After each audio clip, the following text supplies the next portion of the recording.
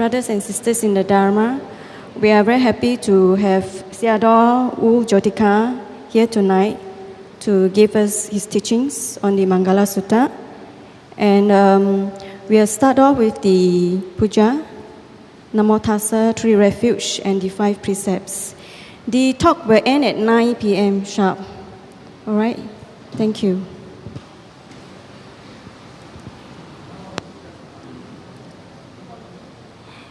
Please repeat. Namo Tassa Bhagavato Arahato Samma Sambuddhassa. Namo Tassa Bhagavato Arahato Samma Sambuddhassa. Namo Tassa Bhagavato Arahato Samma Sambuddhassa. Now let's take the triple refuge. Please repeat. Buddham Saranam Gacchami. Dhammam Saranam Gacchami. Sangham Saranam Gacchami. Dutiyampi Buddham Saranam Gacchami.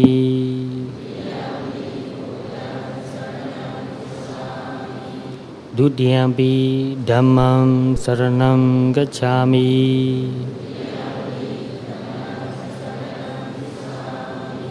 Dutiyampi Sangham Saranam Gacchami.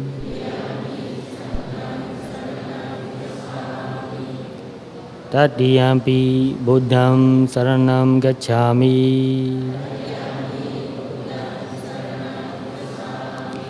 Tatiyampi Dhammam Saranam Gacchami. Tatiyampi Sangham Saranam Gacchami.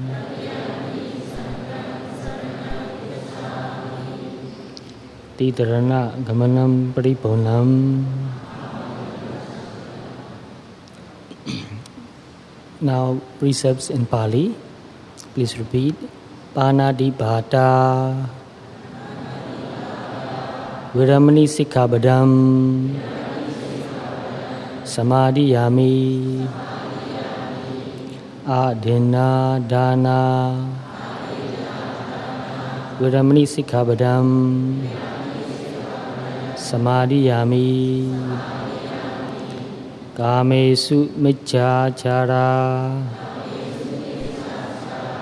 Viramani Sikkhabadam. Samadhiyami. Musawada. Viramani Sikkhabadam. Samadhiyami. Sura Meraya. Majja. Amadatthana. Viramani Sikkhabadam. Samadhiyami. Tisarane nasa pancha silam sadukam katva apamadena sampadeta.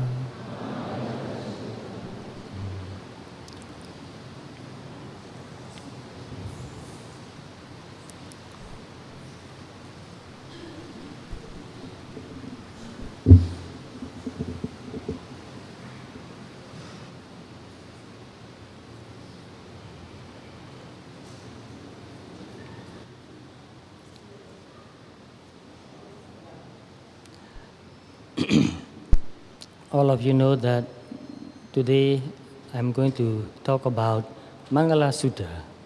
And I believe that most of you have read or heard about Mangala Sutta. Is that right? Right. It is a very famous sutta and also very important sutta in the teaching of the Buddha. In our country, in Myanmar, when a child is sent to a monastery to study, because in our country, before the British rule, only the monastery is the place where a person goes to study. So when a child is sent to a monastery to study, first the child learns to read the letters, read the alphabets, learn how to spell and pronounce. And after a child has learned to read, the first thing that the child learns is Mangala Sutta. So that shows that Mangala Sutta is a very important sutta in the teaching of the Buddha. And this sutta is a very big sutta. I'm not sure whether I can finish the whole sutta today, but anyway, I will try to give you a glimpse of what this sutta really means. When I was young, when I was interested in reading Dhamma books, at that time I was about 12, 13 years old. So I read some Dhamma books and articles in magazines, Dhamma magazines, about Dhamma. And I came across this sutta. I got very interested in this sutta since then, and I'm still very interested in this sutta. I still read the sutta because I've memorized it also. Sometimes I memorize the sutta and think about some points in the sutta again and again, and found out that this is one of the most important teaching of the Buddha. For example, let me tell you one instance in my life. As most of you know that my parents were not Buddhist. I'm not a born Buddhist. I became a Buddhist when I was 25. But I started reading Dharma since I was 12. So I took quite a long time.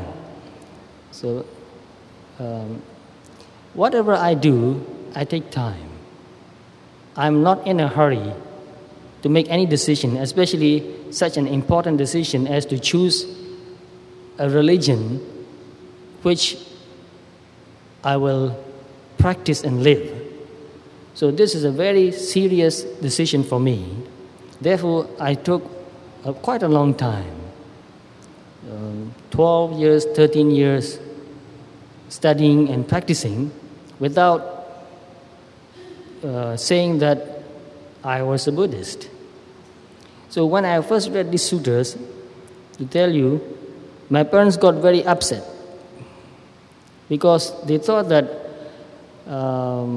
I was becoming a Buddhist, and they did not like that.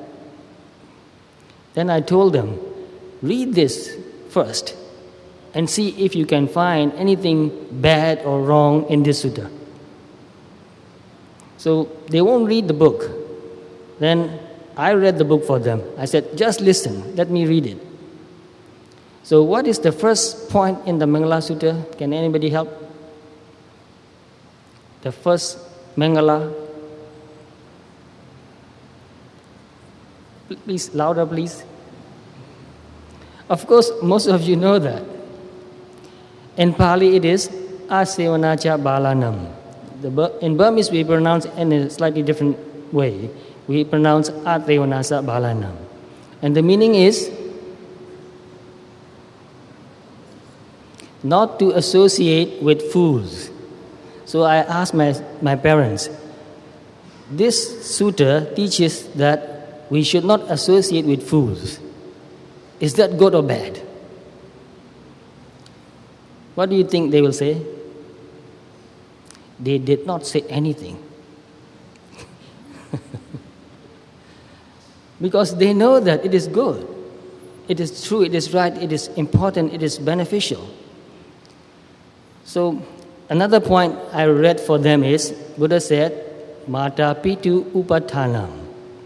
What does that mean? To look after your parents. So I asked them again, is this good or not?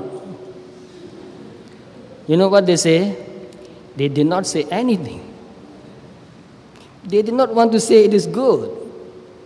People are so biased. I am not blaming them, it's common. Most people are biased.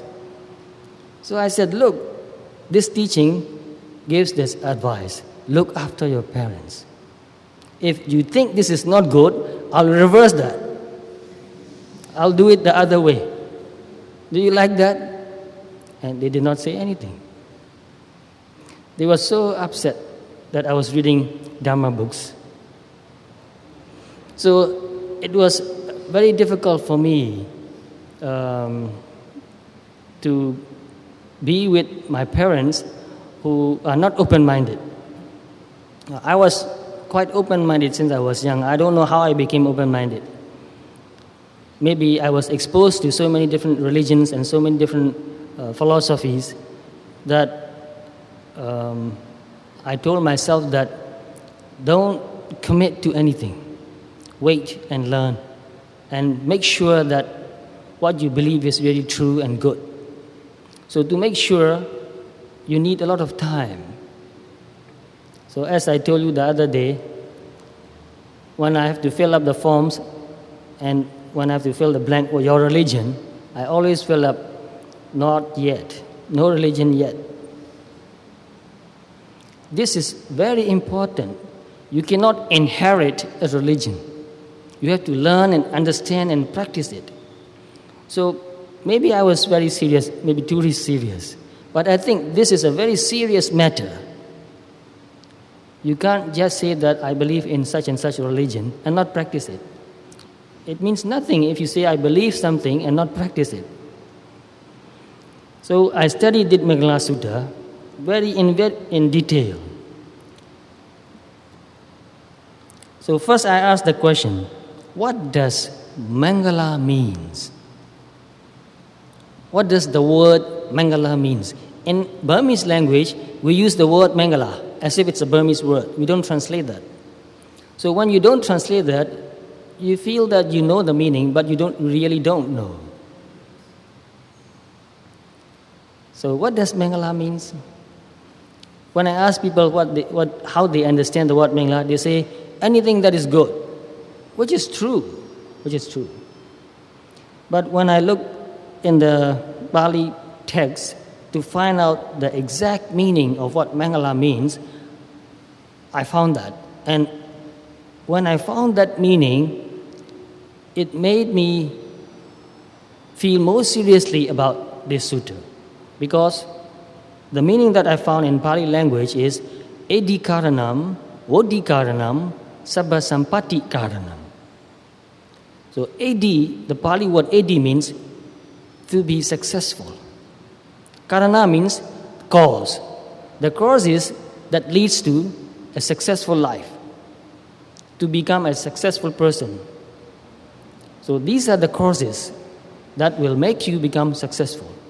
And Vodi Karana means, Vodi means to grow. Karana means the causes. The cause is to grow. The causes that can make a person grow. And Sampati means to be fulfilled, to have everything you want. You like that meaning? To have everything you want. So this Mangala Sutta gives you all the points, all the important causes that can make you feel fulfilled, that can make you feel that you have everything. So when I think about these points, that made me think more seriously and practice more seriously this sutta. So Buddha taught this sutta not to memorize, not just to memorize and not just to recite. Buddha taught this sutta to understand and to practice. So this is a very important point to remember, because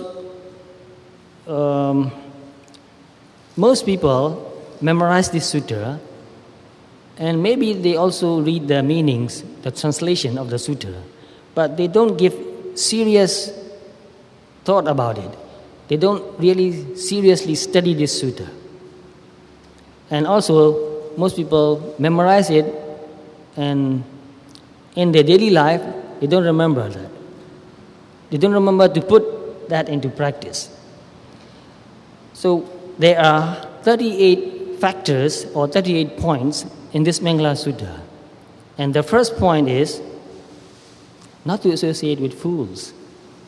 Why did Buddha put this point in the first place? Anybody can guess?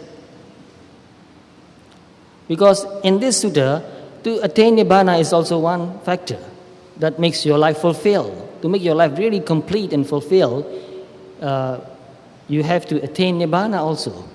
Because without attaining that, we cannot say that we have really fulfilled our life. But Buddha did not mention about Nibbana in the first place. Instead, Buddha gave the advice first not to associate with fools. Why? Please, if you have any idea. What will happen if you associate with fools? You will never be able to fulfill the other factors, the other points. Right? Yes. So this is very important, not to associate with fools. It's the most important thing that we need to practice first in our life. Not to associate with fools. Who are fools? Why is a person become a fool? What makes a person become a fool? And what does a fool does? A person is a fool or foolish if he is doing something evil, unwholesome. In Pali, akusala. Or more seriously, ducharita. So a fool is a person who kills, who steals, who commits adultery, who tells lies, who takes intoxicants. And not only that, a fool also encourages another person to do the same. Therefore, when I look for the meaning of the word bala, I found that a person who destroys both benefit. So both benefit means his own benefit and the benefit of another person, his own well-being and also the well-being of another person. He destroys both parties because he does evil and he encourages others to do the same. And worse than that, if you associate with fools and when he tell you to do what he's doing, which is something evil, and if you refuse to do, what will happen? He will get angry. He will hate you. So it is very dangerous to associate with fools. And sometimes a fool pretends like he's a friend. For example, sometimes you may have heard that somebody wants to take a drink and he will say, "Come, let's take a drink." And you said, "No, I don't want to drink." Then he will say, "If you love me, you drink." So sometimes a fool pretends like a friend. How many times have you heard that? Many, many times. So a fool encourages another person to do evil. And a fool destroys the well-being, the benefits in this life, and also the well-being and benefits in future life also. Both. This life and future life destroys both. So therefore, it is very dangerous to associate with fools. And when I was discussing about this sutta in America, because I lived there a long time in a meditation center, and people spend months there. So we had a lot of time to discuss Dhamma. So I was discussing this point with the people who live in the monastery, and I told them that it is very important not to associate with fools. Because if you do that, you will never be able to fulfill the rest of the Mangalas. And many people in the discussion group laughed. So I said, "Why are you laughing? I'm talking about something very serious. I'm not talking jokes. So why are you laughing?" And some people in the group say, "We are laughing because if we don't have to associate with fools, then we don't have anybody to associate with." Is that true or not? I said, yes, you are right. You are very courageous and honest to admit that. All of us are more or less fools. That's right. Thank you very much. So this is very important. First to admit, I myself sometimes do something very foolish. And later I feel ashamed and I feel guilty and I regret that. Many, many times in my life, I've did many things so foolish. And later I thought, how could I have done that? I shouldn't do that. And I feel very much ashamed. So all of us are more or less fools. This is true. What makes us foolish?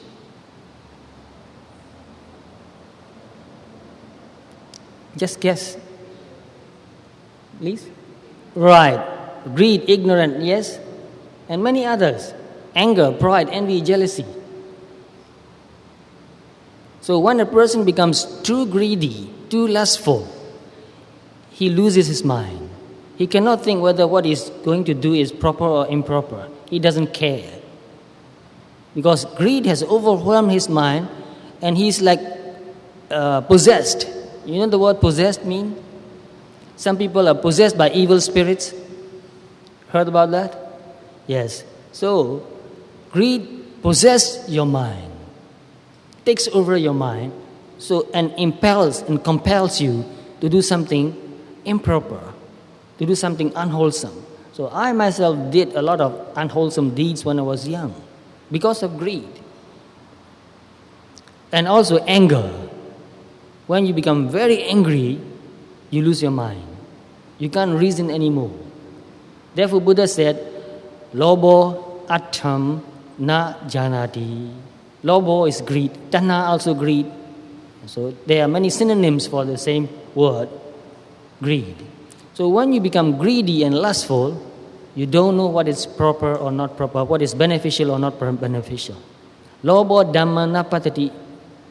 When this loba, greed, does not know whether something is proper or not proper. And the same, Buddha said, doso attham na janati.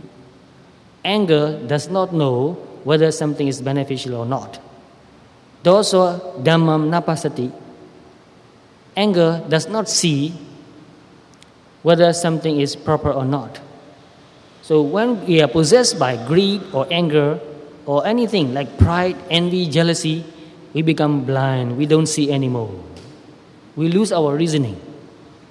We lose our sense of propriety. So therefore, in reality, it's greed or anger or pride or envy or jealousy and the whole company makes us foolish. So Buddha said, don't associate with fools. Since I learned that, I tried my best to dissociate with fools, but it is not so easy. Like some of my friends said, if we don't have to associate with fools, we won't have anybody to associate with. So what do you do when you come across with, when you see a person, when you relate to a person who is foolish? What do you do? So some of the elders, some of the people advise us that when you cannot avoid fools, don't take his advice. In Burmese, we have a very, very beautiful saying, Ko pao sei ko. You are physically associated with fools, but mentally you don't associate with fools. So this is also very important to remember. We meet with many people every day. Not everybody is wise. We are not also always wise. Sometimes we are wise, sometimes we are foolish. So when we associate with fool, if we are also foolish, we will do whatever that other person tells us to do. But if we are mindful, if we are careful, if a fool encourages us or forces us to do something evil, with our mindfulness, with our wisdom, we can refuse to do that. So it is more important for us to be responsible for ourselves.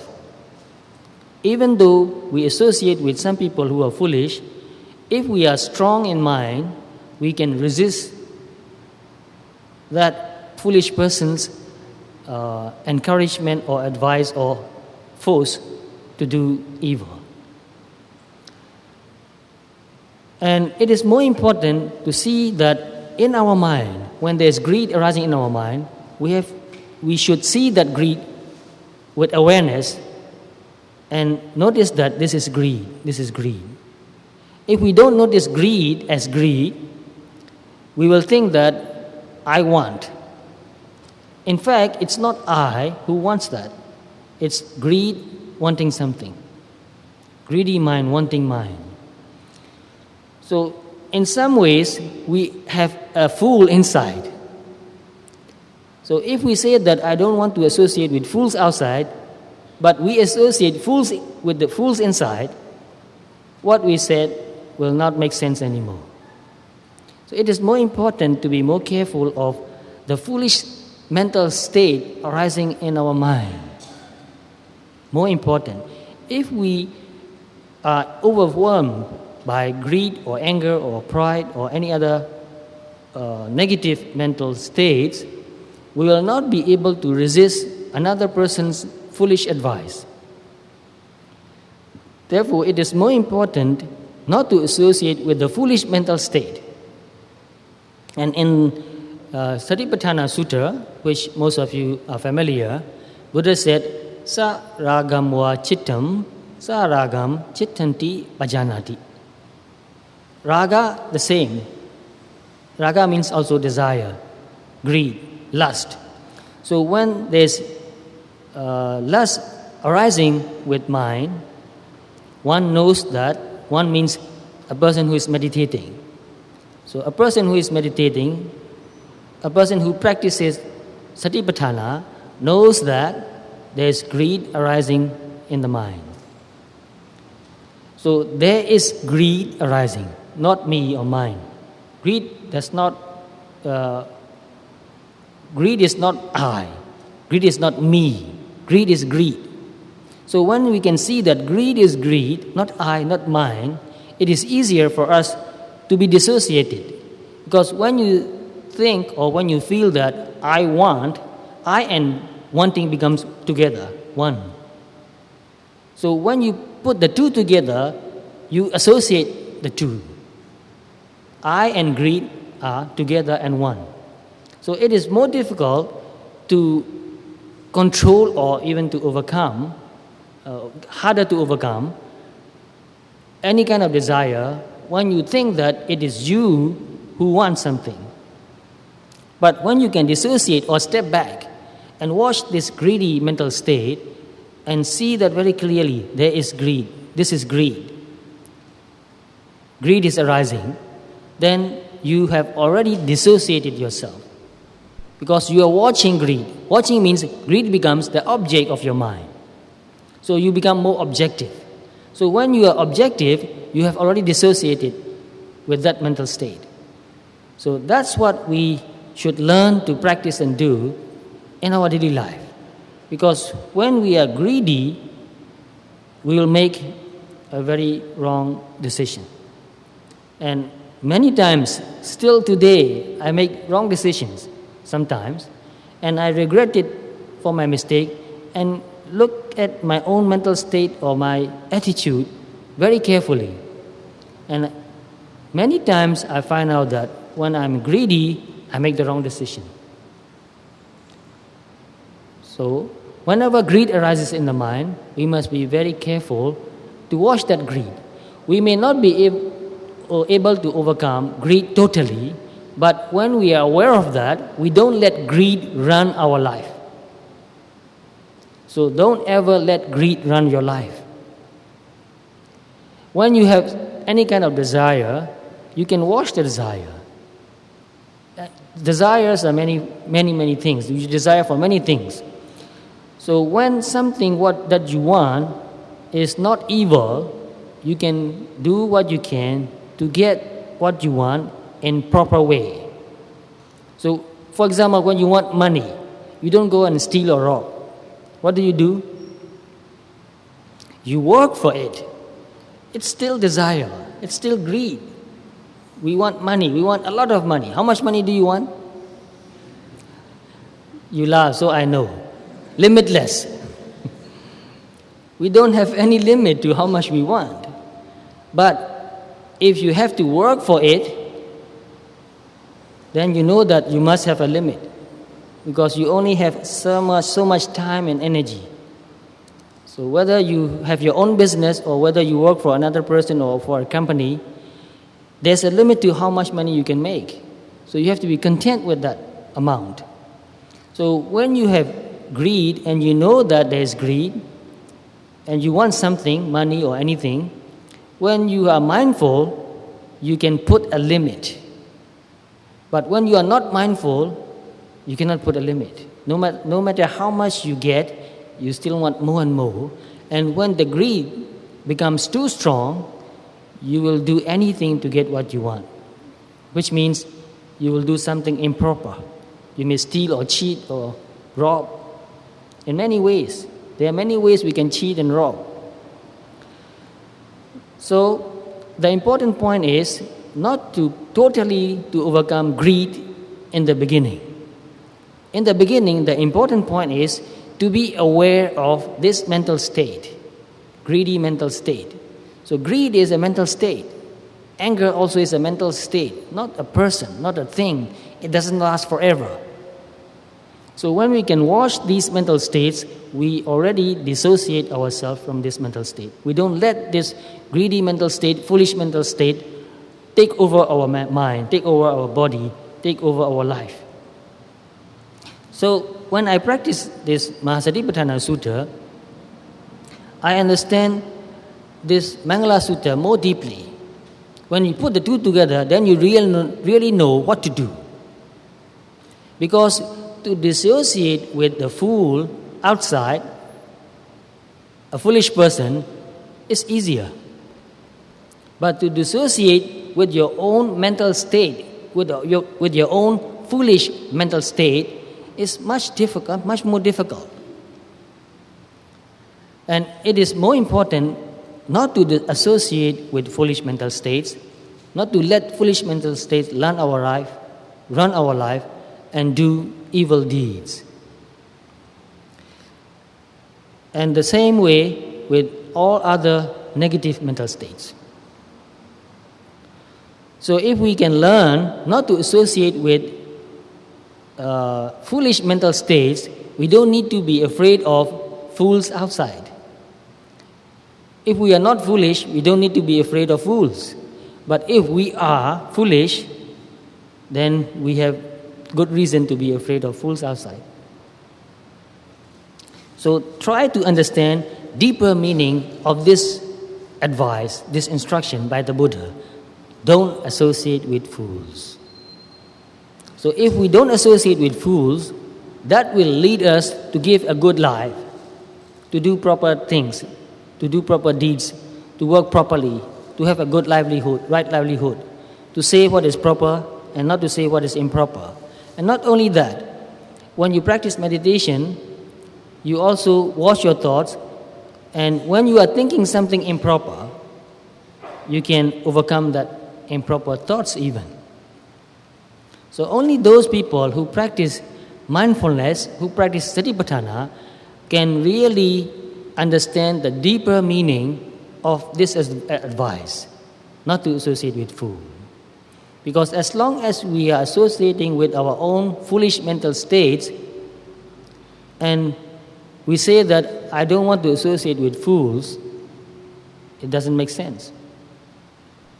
If we ourselves are foolish, and we say that I'm a fool, but I'm not going to associate with any fool, how does that sound? Sounds very funny. So it is more important for us not to be a fool. So not to be a fool means not to associate with foolish mental states. So in order not to associate with foolish mental states, we must be very careful. We must be mindful. We must be aware. Whenever a foolish mental state arises in our mind, we must pay attention and watch. Here is a foolish mental state. Here's greed. This is greed. So when we practice mindfulness, as we develop more and more mindfulness, we become more and more clear. So as our mindfulness develops, our concentration also develops.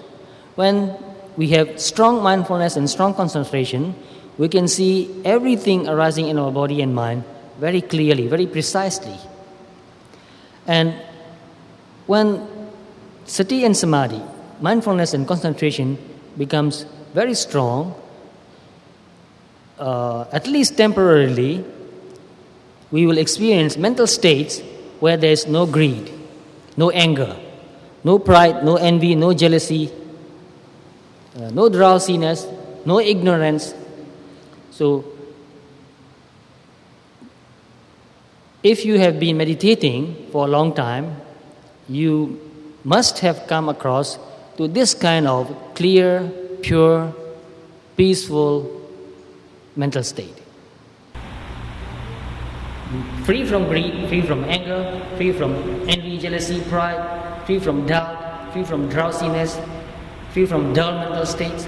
So when the mind is totally free from all these negative qualities, it is full of energy, full of purity.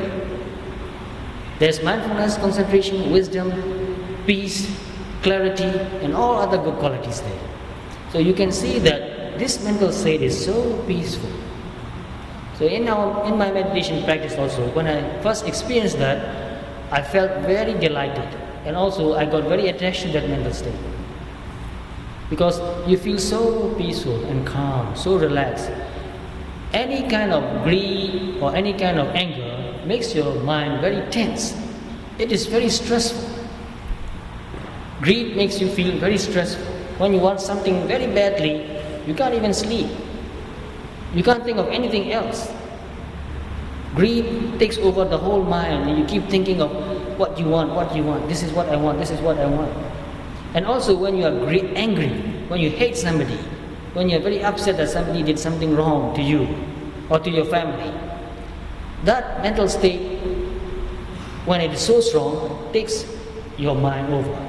So you keep thinking about that person whom you hate, and you will be thinking, well, I'll do this to him, I'll do that to him, I'll let him know, I'll teach him, I'll give him a piece of my mind. So when you're angry, you keep thinking like that. It's very tiring, it is very stressful. So these negative mental states are most stressful. But when your mind is totally free from greed, anger, envy, jealousy, pride, all that, those negative qualities, you feel very calm, very peaceful, very relaxed. Therefore, greed never gives you a rest. You must understand that anger never gives you a rest. It drives you. Go for it. Greed tells you, go for it. And anger tells you, go and hit, go and kill, go and destroy. So we are driven, most of us are driven by greed or anger or pride. You must be better than another person, beat that person, take over that person. So most of us are driven. You know what the word driven means? The meaning becomes very clear when you think of a horse-drawn car or a bullock's drawn car. So the driver beat the horse, beating and driving. Go, run faster. So greed tells us to do that the same. Go, run faster. Anger tells us to do the same. So we are driven by greed, by anger, by pride, by envy, by jealousy. All these negative mental traits are driving us. So mostly we are very tired because we are driven. And only when we meditate and our mind becomes free from greed, anger, pride, envy, jealousy, and so on, we feel restful. Oh, now I have a rest. Now the mind is at rest, not driven anymore.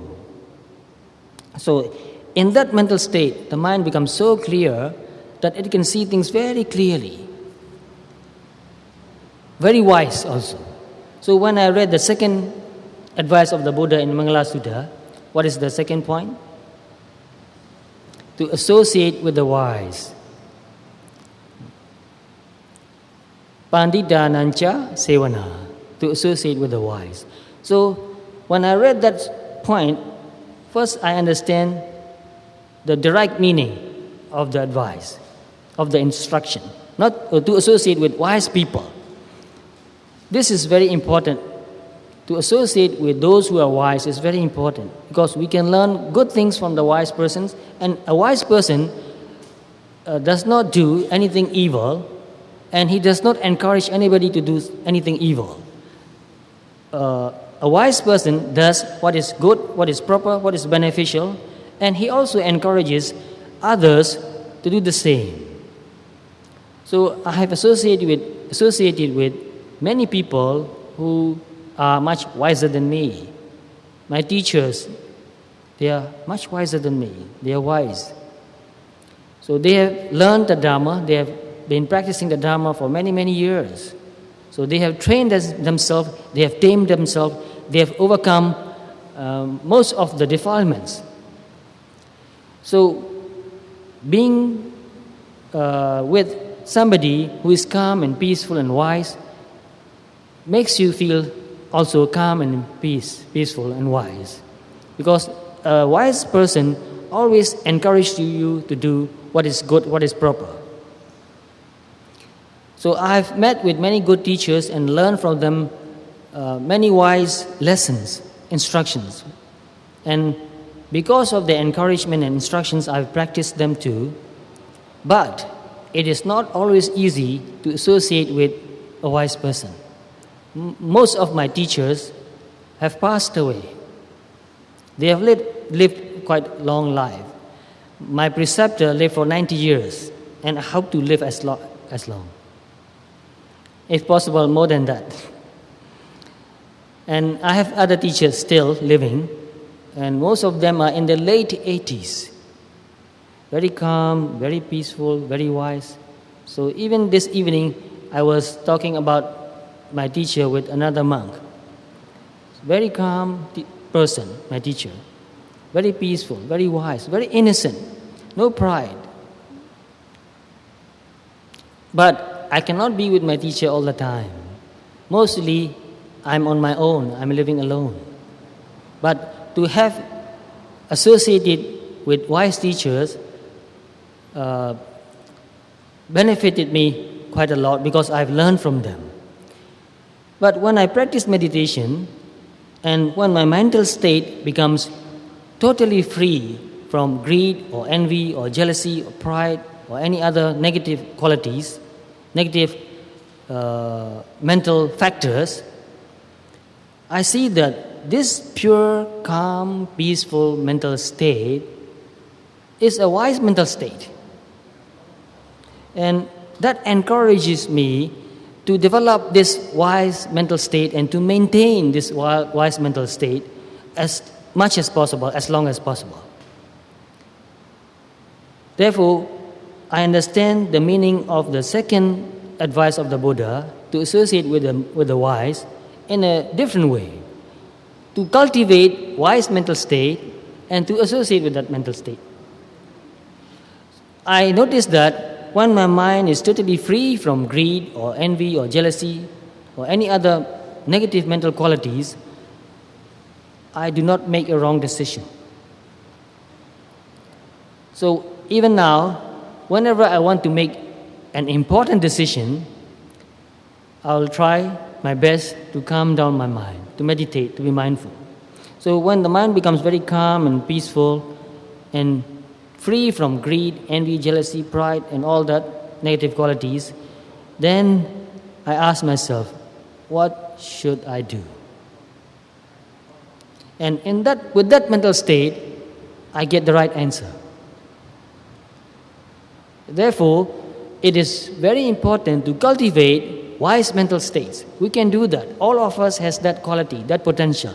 We are born with mindfulness. This quality which we call mindfulness. We are born with it. And when we cultivate this mindfulness to a very high degree, we also develop strong concentration. And with that mindfulness and concentration, we look at anything, we see very clearly. So seeing clearly is wisdom. Seeing what is really there is wisdom. And with that wise mental state, if we want to make a decision, we will make the right decision. And we will never regret having made a right decision. So therefore, if we really want to take the Buddha's advice, to associate with the wise, we need to meditate and cultivate a wise mental state. Because what's the use of associating with a wise person and not to cultivate a wise mental state, not to become wiser? It's no use. So when we associate with a wise person, we associate with that person because we want to become like that person. So whenever I read about the Buddha, since I was young,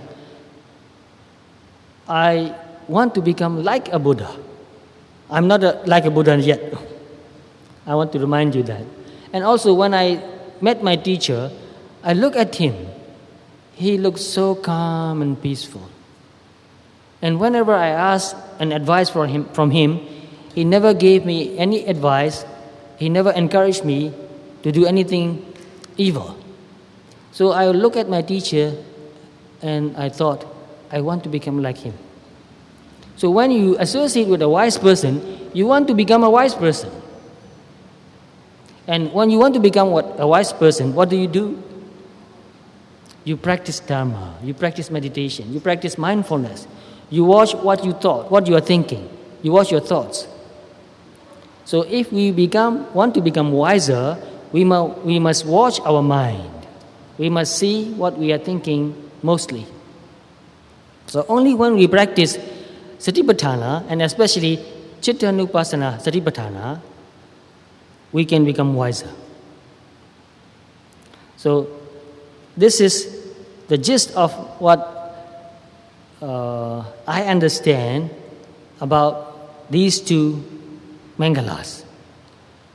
So if we practice these two, we will feel that when we become wiser, we will feel that we are successful. When we become wiser, we will feel that we have grown up. Because if you are still foolish, you cannot say that you have grown up. So to grow means to become wiser.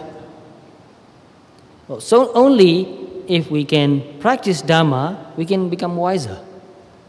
So to grow, and also when we become wiser, we feel fulfilled. We feel like we have everything we need. So unless we become wiser, we will never feel fulfilled. Because greed never feels fulfilled. Greed always want more. Always lacking, always wanting. And when we practice these two well, we can also develop other qualities. With that kind of mindfulness and awareness and wisdom, we can do anything we want to do in our life and do it well. For example, if you are a student studying and you meditate and develop a calm and clear and strong mind, and when you go to study, you will find that it's much easier for you to study. Why? Because you are not greedy. If you don't meditate and you have seen many things all day and your mind is overwhelmed with greed, when you are studying, you'll be thinking of what you want. I want to eat this, I want to eat that, I want to go and see this movie or that movie, watch that television show, or go out and have a good time with friends. Although you are reading and studying, most of the time you are thinking of what you want. So you cannot really study well. You may be sitting and studying for 1 hour, for example, but in that 1 hour, mostly you are thinking of what you want. So you are not really using 1 hour to study. More than half of that time, you'll be thinking of what you want. And the same way, when you're angry or upset, when you hate somebody, you cannot concentrate on what you're doing. You cannot concentrate. I find myself the same. When I'm angry or upset, I want to read a Dhamma book, I cannot. Although my eyes are going through reading, my mind is not totally there. And after I've read a page, I ask myself, what have I read? I don't know. I was thinking of another person who made me upset. So when you are not calm and peaceful, when you are not concentrated, you are not efficient. You waste so much of your time and energy. So if you want to be efficient in whatever you do, you need a calm and concentrated mind. So when you develop calmness and concentration, when you develop mindfulness, you develop efficiency also. And creativity also. Because when you apply all your mental energy and all your mental power in what you are doing, you can see things that you have not seen before. Even reading can be very creative. When you are reading with your mind thinking of something else, you cannot really understand the deeper meaning of what you are reading. But when you are reading with full concentration, you can see and understand deeper and deeper meaning. So I've read many books since I was young, but after I've meditated, I read the same books that I've read before, and I found that I understood the meaning much more deeply. Dhamma books and other books too. So when you have developed concentration, when you have developed calmness, when you have developed mindfulness, even reading becomes more creative. So these are a few examples that I gave you. That developing calmness, developing mindfulness makes your life more creative and also more enjoyable. You may be with somebody you love, your father or your mother or your brothers or your sisters or your children or with your friends. But if you are possessed with greed or anger, you cannot really enjoy your friendship. You cannot really pay attention to what your parents are saying or what your brothers or sisters are saying or what your children are saying because your mind is possessed. You cannot enjoy this relationship. But when your mind is free from anger or greed or any other negative mental factors, you can pay complete attention to the person you are with. You can really communicate, you can really listen, you can really talk. So you may have experienced many experiences with people. You are talking to that person, but that person is not paying attention. How do you feel? You feel very frustrated. Oh, what's the use? Talking to mom is useless. She's so busy thinking about something else. Oh, don't go and talk to dad. He's always thinking about his work. He's always worrying. He won't listen to you. He will say, yes, yes, yes. And you ask him, what do you mean? He has no answer. So to talk with a person who is absent-minded is really not satisfying. So even talking with another person and enjoy that conversation, you need to have a strong concentration. So reading a book or talking with another person or even eating your food needs concentration if you really want to enjoy. So you have experience, and I do have experiences too. I was so involved or worried about something, and it's time for me to eat. I sat down and put food in my mouth, chew and swallow, chewing and swallowing, not knowing, not paying attention. And I finished eating and filled my stomach, and I thought, what did I eat? I don't know. So mostly we are living our life half awake only, very absent-mindedly. Most of us are like sleepwalkers. You know what sleepwalkers mean? There's a kind of mental disease. People wake up in the middle of the night and they go out and walk and do some things. And in the morning you ask them, what did you do in the night? They say, I don't know, I didn't do anything. And also, some people use the word automatic pilot mode. You know what automatic pilot mode means? In flying the planes these days, they have computer controls, automatic. You set the numbers. height and speed and direction and just let the plane fly. You don't need to control anything. Most of us are living our life in automatic pilot mode. We are not really in control. We are doing things, sometimes we don't make much mistakes, but we are not really aware. We eat automatically. We walk automatically. Not really there. So, if you are not really there, are you still living? Are you really living? So one writer who writes many books about meditation practice wrote that if you are peeling an orange and if you are not doing it mindfully, in that time, in that moment, you and the orange does not exist. See what that means?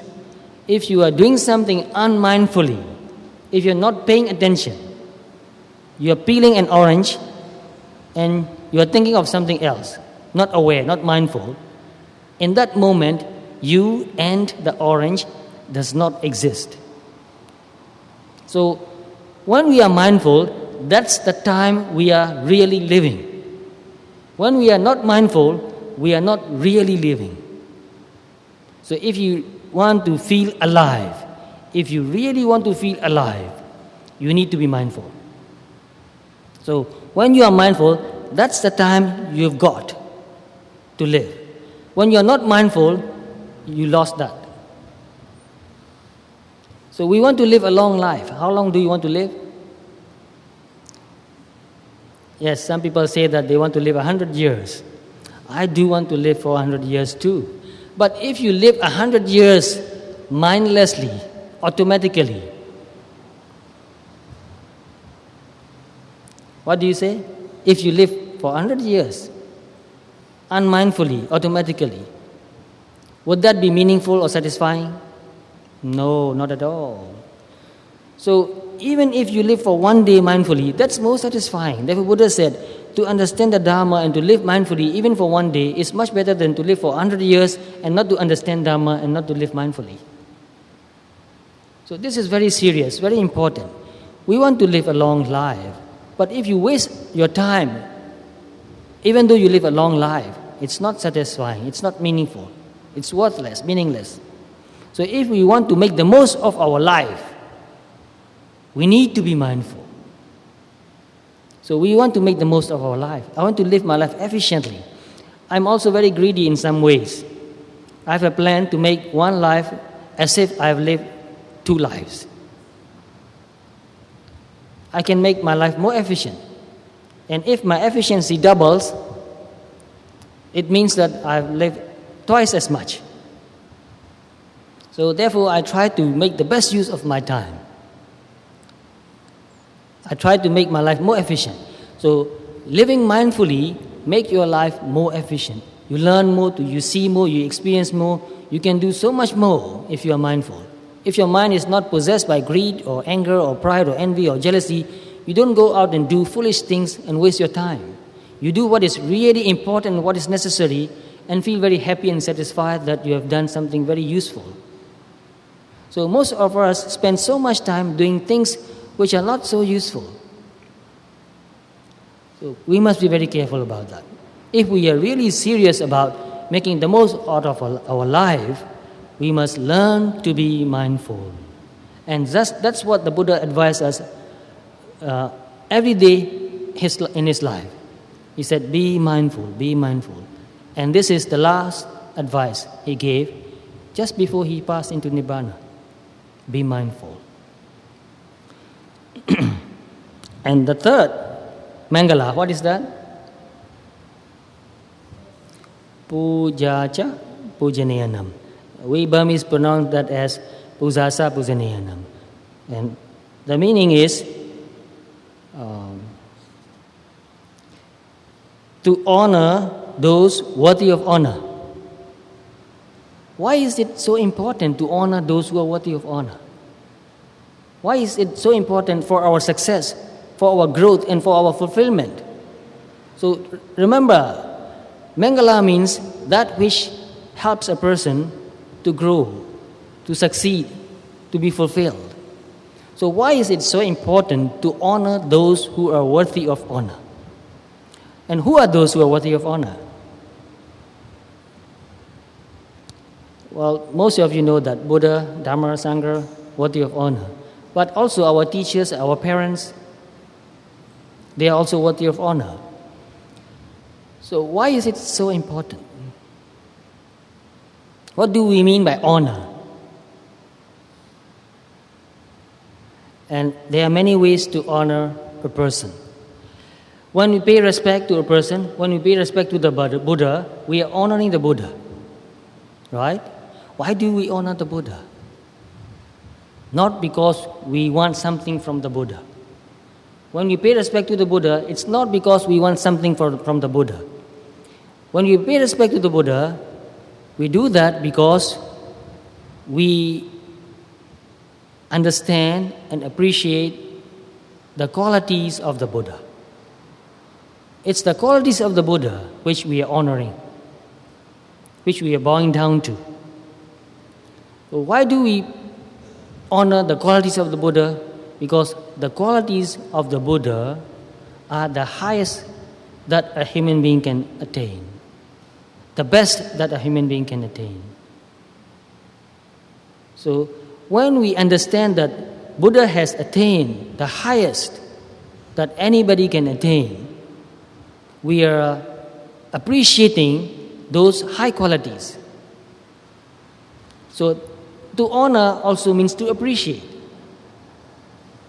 Only when we can understand the high quality of the Buddha and appreciate those qualities, then we can honor. And just to be able to appreciate the qualities of the Buddha needs a lot of wisdom. Because if we are not really wise, if we don't have wisdom, we will not be able to understand or appreciate the qualities of the Buddha. So just to be able to understand and appreciate something, anything which is good, needs wisdom. So we must develop wisdom to be able to honor, to be able to appreciate, to be able to respect. But this is not too difficult. Even a child can understand to a certain degree what is good and what is not. So we can teach anybody the good qualities of the Buddha. Buddha's mind is totally free from greed, hatred, envy, jealousy, pride, and all those negative qualities. And we can also teach the qualities of the wisdom of the Buddha. So even a child can understand to a certain degree. And when a child understands that Buddha's mind is totally free from greed, envy, jealousy, therefore totally free from mental suffering, mental anguish, mental dukkha, if a person understands that, what would he want? He wants to be free like that. So therefore, when we honor somebody, we are also in some ways aspiring to become like that person. And that aspiration can motivate us to study, to learn, to practice the Dhamma. So to honor the Buddha is very important for us. To grow, to be fulfilled, and to be successful, we must learn to honor those who are worthy of honor. And many teachers told me, and I've read in many books too, there are some people who contemplate on the qualities of the Buddha. So you may have read the same stories, similar stories. And many teachers, they told me that when they cultivate on meditating on the qualities of the Buddha, they wanted to become a Buddha. Not everybody, but there are some monks, especially I know, who aspires to become Buddha. And where did they get that aspiration? How did they get that aspiration? By learning, by studying the qualities of the Buddha. So knowing any good quality of another person is good for us. Not only the Buddha. Take the meaning, wider meaning.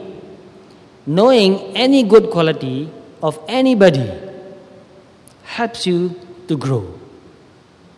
It's good for you. It's good for me. So, like I tell you just a moment ago, I met my teachers and I look at them. They are so calm. And one of my teachers, I never saw him upset. He was always calm. And I never saw him greedy. I never saw him saying, I have to have that, I want that, very badly. Never said that. He was very content, very loving, kind, forgiving, very compassionate. So when I see a person like that, I thought, I said to myself, I want to become like him. That's very good for me. To see a person like that is good for me because I appreciate those qualities. I honor him for his good qualities. So I pay respect to him. And honoring has many other meanings too. When he gave me advice, instructions, when he taught me, I received that instructions with gratitude, with respect. And I tried my best to practice that. So when we practice what the Buddha taught, we are honoring the Buddha. So honoring by paying respect, honoring by offering something, and honoring by following the advice, following the instruction. Which is the best way of honoring? Honoring by following the advice, honoring by practicing the instruction is the best. So to honor those who are worthy of honor has a very wide and deep meaning. It's very important. If we want to be successful in our life, if we want to grow, if we want to be fulfilled, we must learn to honor those who are worthy of honor. We must learn. It is something we must learn. We don't know. Without learning to honor, we will not know how to honor. So we must teach children to learn to appreciate good qualities of Buddha, of Dharma, of Sangha, of anybody. So when a person learns to appreciate good qualities, then he will learn to honor. So to honor another person needs some learning, some education, some wisdom too. Because a totally foolish person will never be able to honor those who are worthy of honor. So you may have met some people who are very disrespectful toward somebody who is worthy of honor. Why is that person disrespectful? Because that person is foolish, not wise. Because that person has not learned. So we must learn to honor. And once we have learned to honor and we take good advice from those who can give a good advice and practice those advice, we will become successful, we will grow, we will be fulfilled. So when you see somebody who has some good qualities and you say that, oh no, what's that? What's that amount to? It doesn't matter. It's nothing. When you devalue another person, what happens to you? You are not motivated to develop those good qualities. So when you devalue another person, you devalue yourself. So when you honor another person, what happens? You honor yourself too. At the same moment, you honor yourself too. So remember this is very important. When you treat another person disrespectfully, you are also treating yourself disrespectfully. It's one and the same action. When you appreciate another person, you are at the same moment appreciating yourself. When you are honoring another person, you are at the same moment honoring yourself. Because your mental state is high. You can love yourself, you can respect yourself.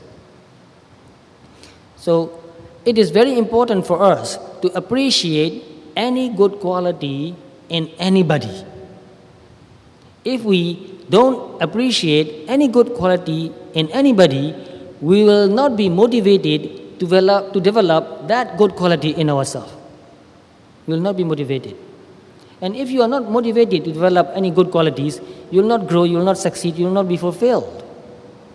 Therefore, when I see somebody, I know that not one of us here is perfect. I'm not perfect, and not one of you is perfect. This is not devaluing, this is understanding the truth, the reality. But when I look at the person, first I look at the good qualities. And I feel very happy about that. Oh, this person has done something so nice, so good. This person is so generous, so kind. So look at the good qualities in everybody you meet. That will help you to grow, to prosper, to be fulfilled. That will make your relationship better. If you go and look for all the mistakes and defects in people and say that, oh, I hate that person, what will happen to you? You are developing hatred in yourself already. And will that help you to grow up, to feel happy, to succeed? No. So you watch people. There are some people who are doing very well in their life. They are happy, they are healthy, they have enough money. They may not be millionaires or billionaires, but they have enough money. They have good friends. And watch what helps them to become like that. You'll find that these people appreciate good qualities in their associates, in their friends. They see good qualities in people. So to become successful, to grow up, to feel fulfilled, we must learn to see good qualities in everybody. So there are many people I met, and one great monk, a very successful teacher, he established a very big monastery in Burma. And whenever he meet a person, he always prays something about that person, says something good about that person. So one of his friends, who was just a few years younger than him, therefore they can talk openly, asked this teacher, Sayadaw, you always say something nice about people. And he said, there was a monk who was totally crazy in that monastery. Even a monk can go crazy, you know. So there was a monk who was totally absent-minded and totally crazy. And he said, what can you say something good about that crazy monk? You know what that great teacher said? When he walks like a cat. He does not make any noise. This is true. That crazy monk, when he walks very mindfully. He did not make any noise. He said, oh, he's great. Although he's crazy, he walks mindfully and never makes a noise. So this teacher has many followers, many disciples, and everybody who met him loves him very much.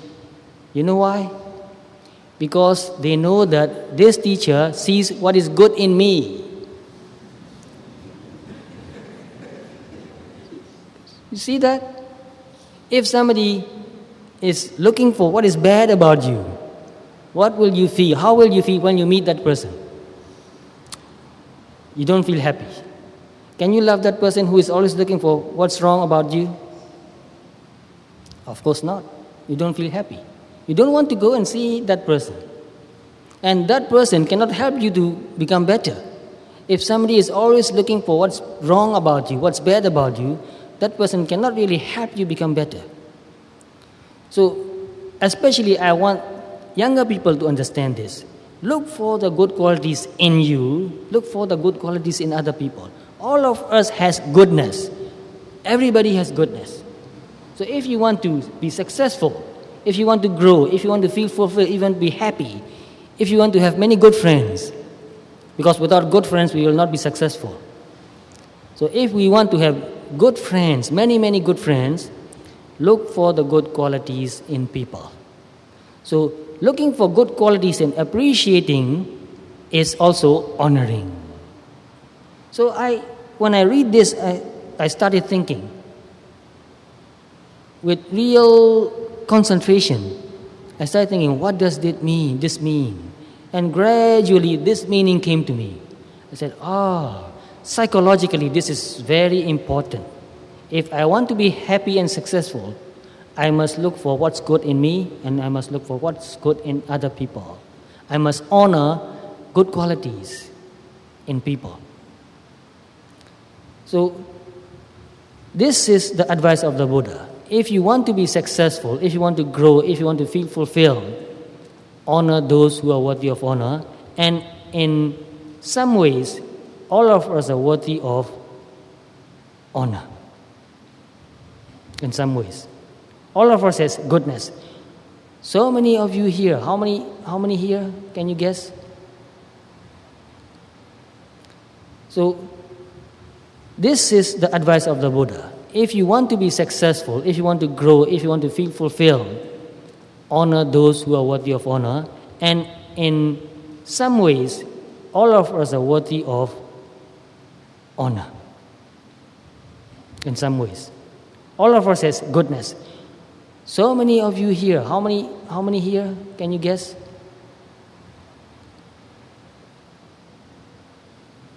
How many hundreds? Just a guess, 500s? Well, why are you here? Because you love Dhamma. And I honor that very much. That's good.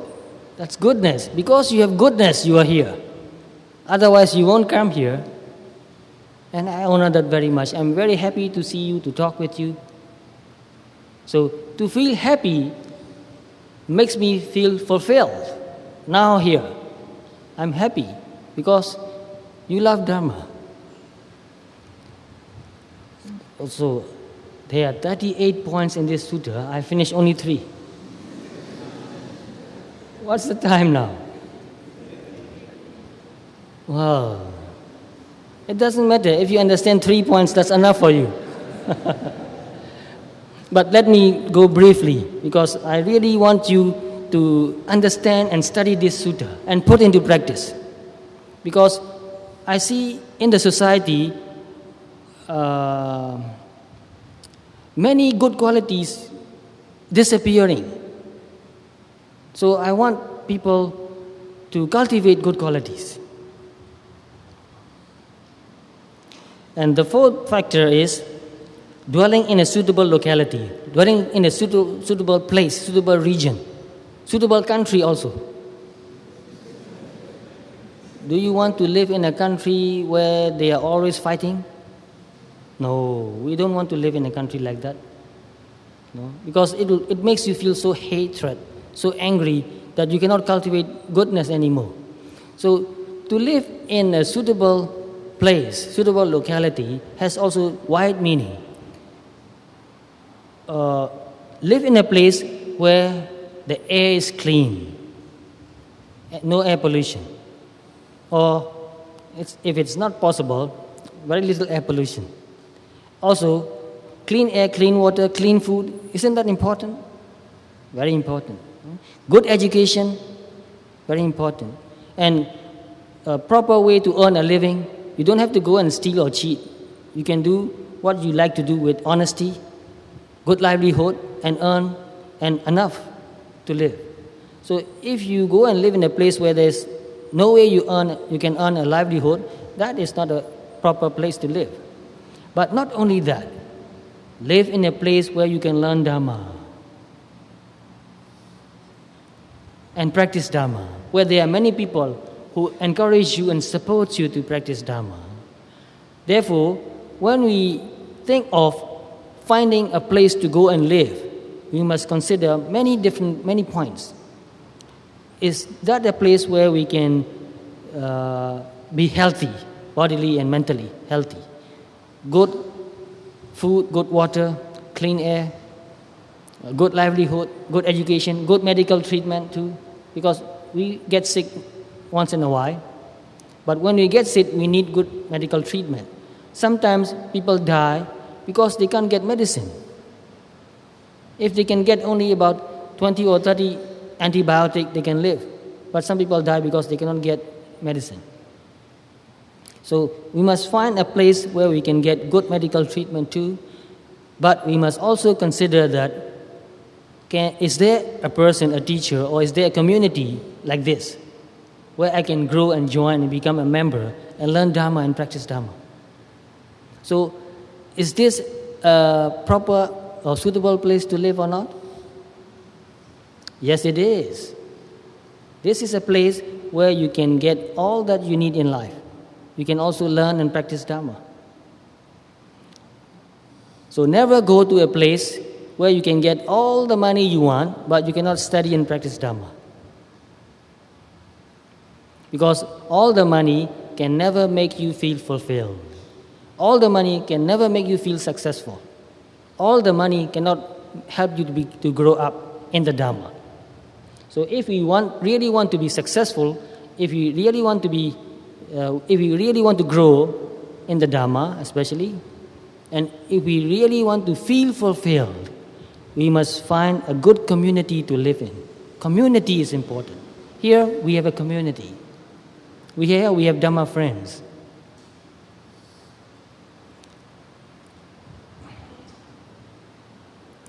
And another point is, and good deeds done in the past. When you have done something good and you remember that, how do you feel? You feel happy. You feel peaceful. Oh, I've done such and such good deeds. How happy I am. And very recently, I've met a man in a meditation retreat. He came to the retreat and he did not ask many questions. He did not say much. But after a few days, he came to me and we discussed about his meditation practice. And he asked me a question. Can I attain any insight? Can I attain enlightenment? I said, of course you can. Why do you ask that question? He said, I have done something terrible. To be exact, he said, I have done something terrible before I got married. So he said only just that. I did not want to ask him anymore. I don't know what he did. So I just guessed what he did. So a guess is only a guess. I'm not sure. But he said that he did something terrible. And he said, because of that, whenever I go and sit and meditate, I remember that and I can't meditate anymore. I feel very unhappy and sad.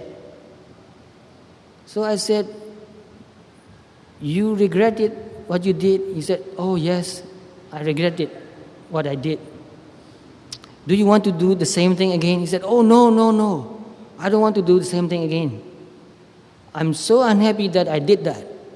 So you are not going to repeat the same mistake again. So you have learned from the mistake, right? He said, yes, I have learned from my mistake. And you are not trying to be a good person. You are a good person.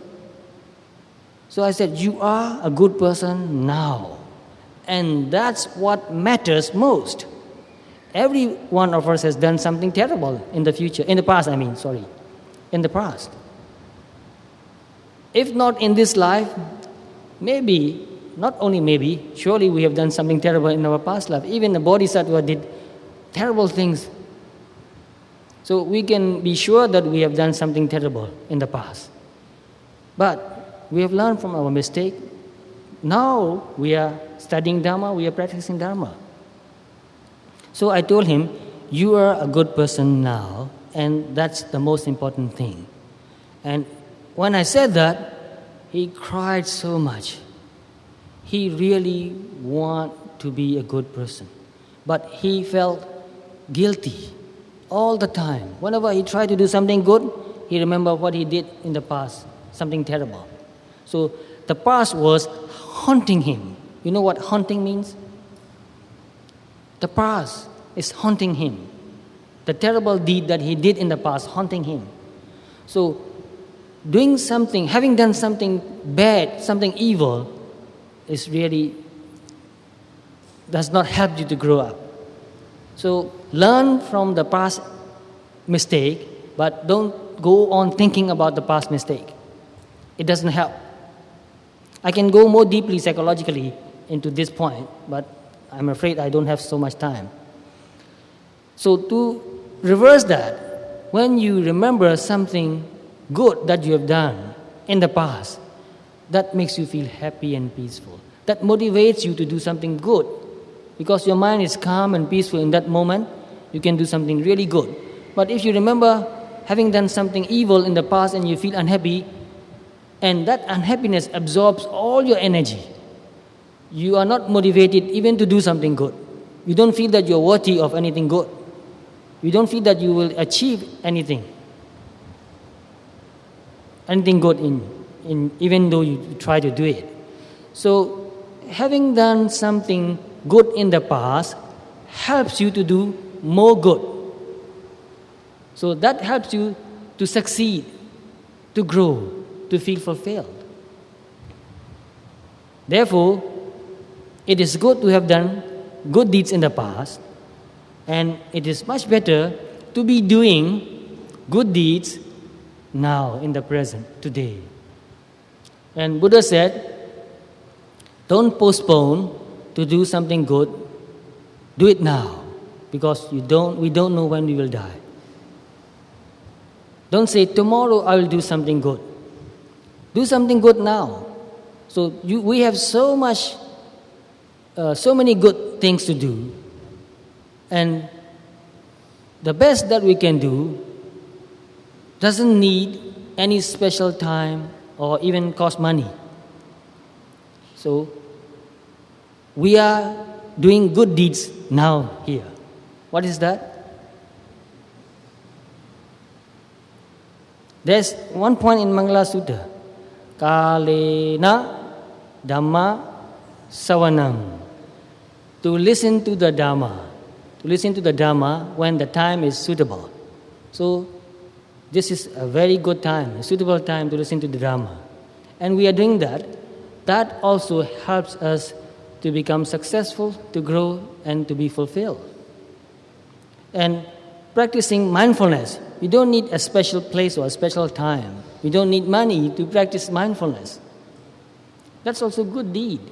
So don't postpone to be mindful. Be mindful now. So it's very good, and it supports you to be successful, to have done good deeds in the past, and it is also very important to be doing good deeds now, in the present. And we have done good deeds in the past, we are doing good deeds now. What can we expect in the future? Good results, good life, happiness, prosperity, growth, fulfillment. We can expect that. If we have not done good deeds in the past, if we are not doing good deeds now, what can we expect in the future? Not much. Don't expect anything. Because we have to pay. We cannot get something for nothing. So it's very important.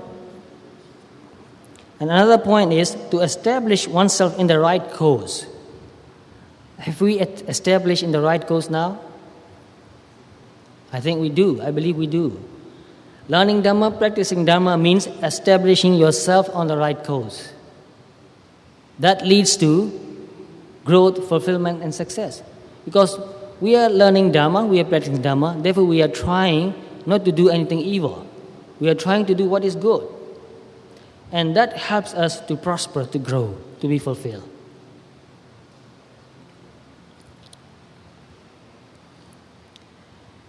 Another point is great learning and skill in work. So this sutra has so many points that it covers everything in our life. So to be successful in every way, not in only one way, not only in practicing Dhamma, but to be successful in every way, we must learn. Therefore we need good education. Therefore we need to learn some skill. So some of you are here, engineers, some of you are doctors, some of you are teachers, some of you are, many things, doing many things. So try your best to do what you are doing. Try to do the best that you can do. That will help you to grow, to prosper. And you know that there are people who made a soft drink, very famous. Soft drink, Coca-Cola. You can become millionaire or billionaire even if you can make something good like that. And there are some people who made hamburger. and they become very rich and successful, materially, money-wise. So it means that if you want to be successful, you need to learn. You need good education. Good education doesn't mean a piece of paper where they say that you have passed certain examinations.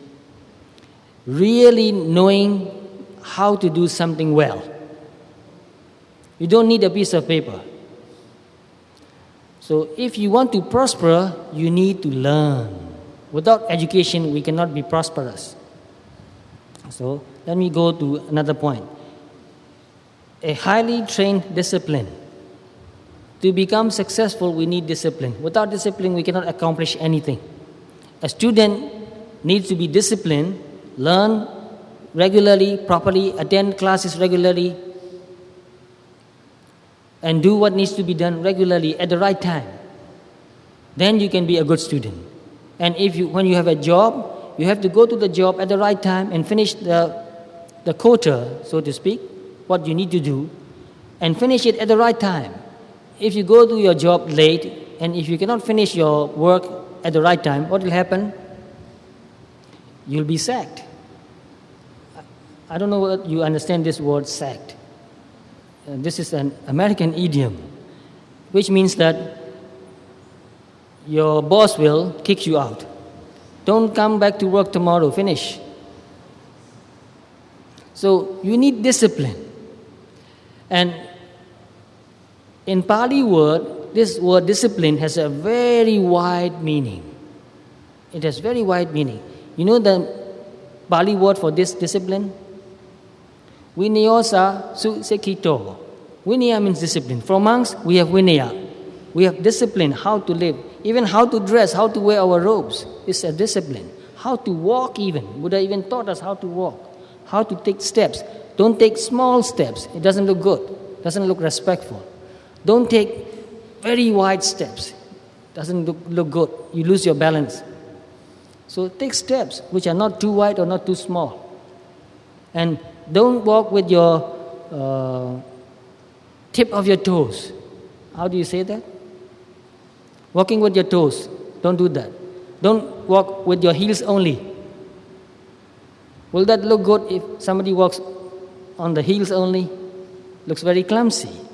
You have to walk with your step evenly placed on the ground.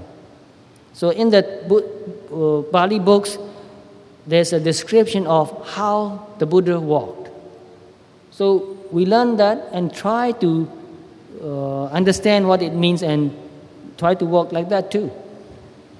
So when you walk, don't look here and there. If we have to look, we can look. But look in front and walk. Don't keep your head high like this. Don't keep your head down like this. Look straight.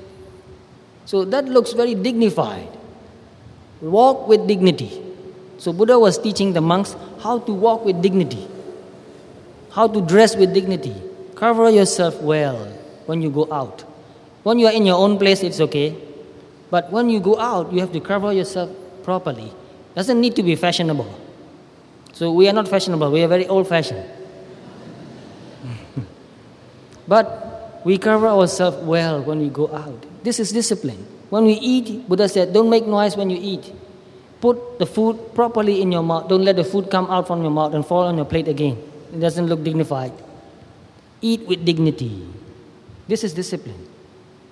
When you drink soup, don't make noise like, don't do that. Put your spoon in your mouth and take the soup in your mouth without making noise. So Buddha made so many hundreds of rules for monks. It's good for us. We need discipline. We need to set good examples. Teachers need to set good examples. Parents need to set good examples. So to set good examples is good for us and it's good for the community too. So if we want our children to be well-disciplined, what should we do? We must be well-disciplined.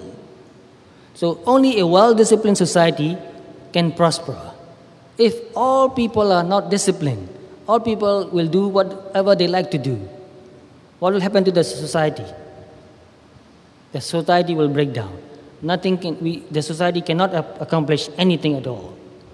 So there are some societies like that, with no discipline. So to succeed, to grow, to be fulfilled, we need discipline. Discipline is good for us. So that's what Buddha advised us to do. If we want to be successful, if we want to grow, if we want to feel fulfilled, we must learn discipline, we must practice discipline. And another point, well-spoken speech. Very important. Personal relationships are very important. Things cannot happen if personal relationships are not good. We cannot do anything good if we cannot relate to each other well. If we want to relate to each other well, we must be very careful what we say. Say the truth, say what is useful. Don't say what is not true, don't say what is not useful. So I can go more deeply into this. I have even written a book on that. The title of the book is in Burmese, but the translation is Speak Mindfully. So speaking is not so easy. It's the most difficult thing. And one of the qualities of the Buddha is Sugato. Sugato means one who spoke well. Why is this a good quality of the Buddha? Only a person who can speak really well can become a Buddha, not otherwise. So speaking is one of the most difficult skill in life. So we must learn to speak well. This is a skill we must learn and cultivate all through our life. So when we say something, we must consider, is this useful? Is this true? So to speak well is one important thing we need to do if we want to be successful, if we want to grow, if we want to be fulfilled. So I want to go more deeply into every point because I see so much in this small instruction, in this short instruction of the Buddha. There's so much we can dig out. But because of time pressure, I cannot go so much in detail. But I hope you can find out for yourself. Learn this. Think about it more deeply. Learn to speak well. You will be successful.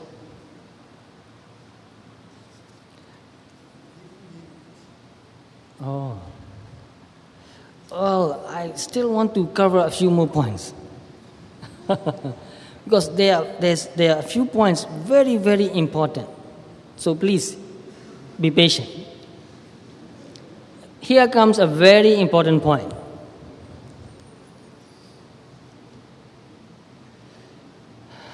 Please pay attention.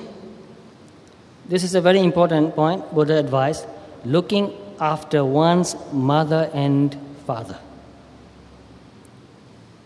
If you don't look after your mother and father, you will never be successful. You will never grow in the Dhamma. You will never feel fulfilled. So looking after our parent is very important for ourselves.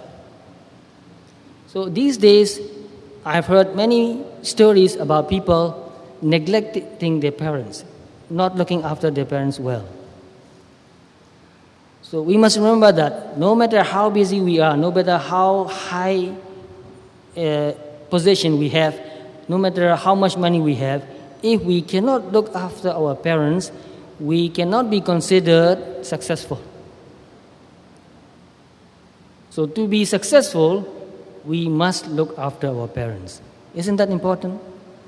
If children don't look after the parents, will that person, can that person expect his or her children to look after himself? To look after him or her? No. If we think that my children will not look after me, therefore I'm not going to take care of them, what will happen to the society? The society cannot develop.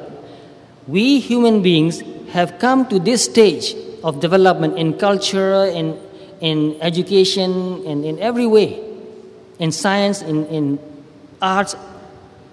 We have developed to this stage because our parents looked after us.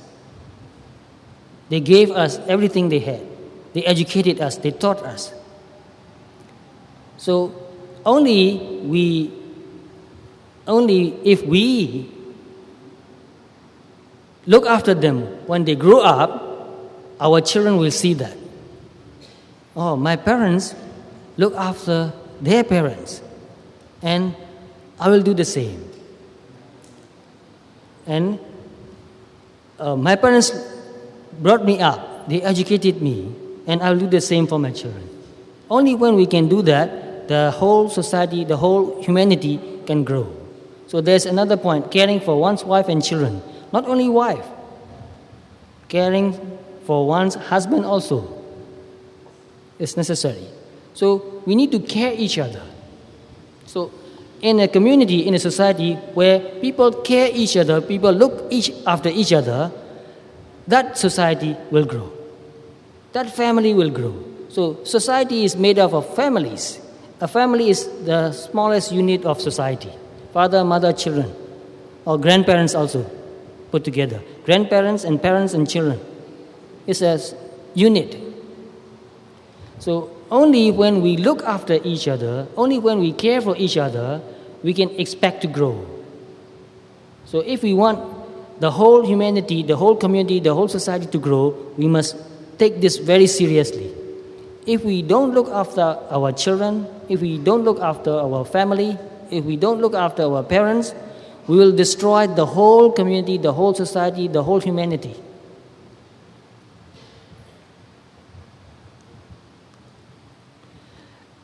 And another point is to be engaged in the blameless occupation. When we want to make money, when we want to earn money, we must consider whether what we do is blameless or not.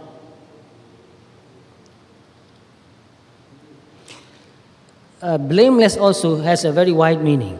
If we are doing something improper, that is blameworthy. But what we are doing is not evil, but if we don't have the right standard to do, then we cannot be prosperous. So when we do something, we must learn to do it well. Only when we learn to do something well, we can grow, we can prosper. I think I should stop here for a while and let some of you ask the questions, because it's difficult to cover all the 38 points tonight.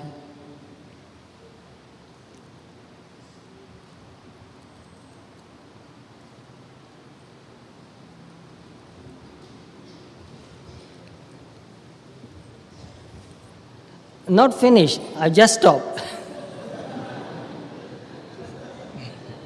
It's not the same. Finishing and stopping are not the same. You can stop without finishing it.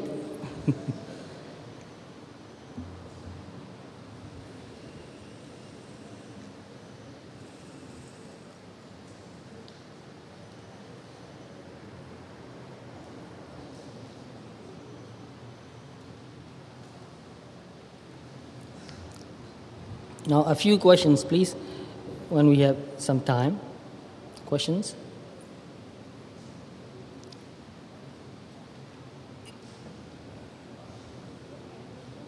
The questions on the paper already, please raise your hand and we'll collect the papers from you.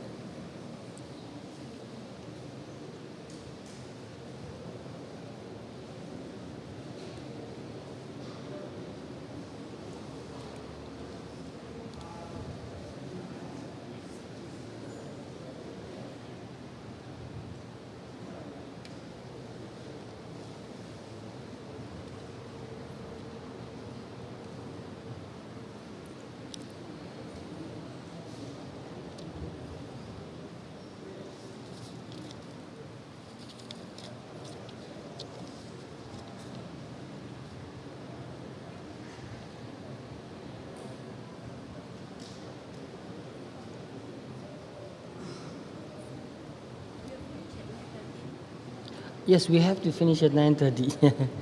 Yes. How much time do we have now? Half an hour?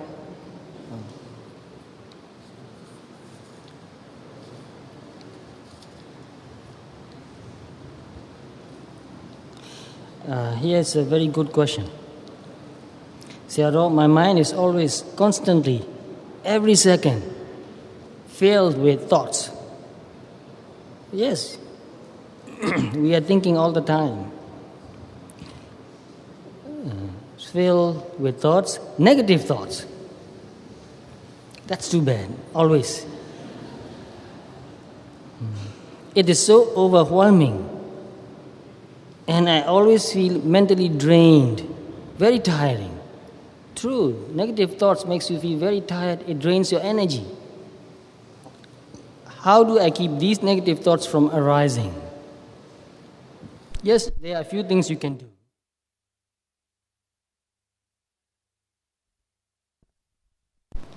So, I also think quite a lot. When I was younger, I was a compulsive thinker. That doesn't mean that what I think or what I thought were useful. So when I learned to meditate, I told my teacher that I keep thinking all the time. It is very difficult for me to stop thinking. I've trained myself to think so much that it went to an extreme. So my teacher said, well, you can learn to stop thinking. I told my teacher that I like thinking, and I think thinking is important, thinking is useful, and we need to learn how to think well. And my teacher said, yes, it is important to think. It is important to think well, but it is also important how to learn not to think anymore, how to stop thinking, which is really true. So he taught me to meditate, to breathe deeply. So when you do something with all your energy get absorbed in that work. So at that moment, you can't think. So whoever who has asked this question, I want to advise you, meditate. But since your mind thinks all the time, breathe very deeply and pay attention to that breath. When you very deeply, you can pay attention because your mind cannot escape, cannot run away. And I give you another example of one of my close friends who lived with me for a few years. And he learned meditation from me. When he came to meditate, I said, meditate, pay attention to your breath. He said, impossible. I tried. He tried for many days. He said, I can't. I don't know whether I'm breathing or not, he said. His mind was so scattered that he can't pay attention to breathing. So I said, then you get up and walk and pay attention to every step, lifting and moving and placing and touching the floor. So he did that on a floor like this. He said, only for a few minutes I can do that. After that, I can't even pay attention to my feet lifting and moving and placing and touching. So, very difficult to teach him to meditate. But he won't give up. He said, give me something to do. Then I was thinking, what can I do for this man? What can I teach him? At that time, in my monastery, we made a new road. So you level the road and put crushed stones. Do you call that stones or rocks? Crushed, so very sharp edges on the road. So I said, go and walk on that road. He really took my advice. He went and walked on the road. He said, oh, it hurts so much. Good for you. Pay attention. He said, oh, I can't help paying attention. It hurts so much. So he tried to walk on that road and felt the pain. Every time he took a step, it was very painful. So his mind cannot run away from the pain. And gradually, after doing that for many days, he developed some concentration, and he was able to walk on a smooth flow and pay attention to that too. And he worked very hard for many years. And after a few years, he became very, very good meditator. He can watch everything happening in the body, even the pulsation at the tip of the finger. And he can pay attention to every thought. So he said, no matter how subtle a thought, I know even before it's coming, I know that it's coming. So you can train yourself to do that. You need to be persistent. Persistent. Keep doing it and doing it and doing it. So if you cannot meditate on something like breathing, find something that hurts and pay attention. Paying attention is meditation. It doesn't matter what you pay attention to. Like say, you press your hand like this with your fingernail. What will happen? Oh, it hurts. So your mind cannot run away. But don't do that too much. You can cause permanent damage. So, persistent is important.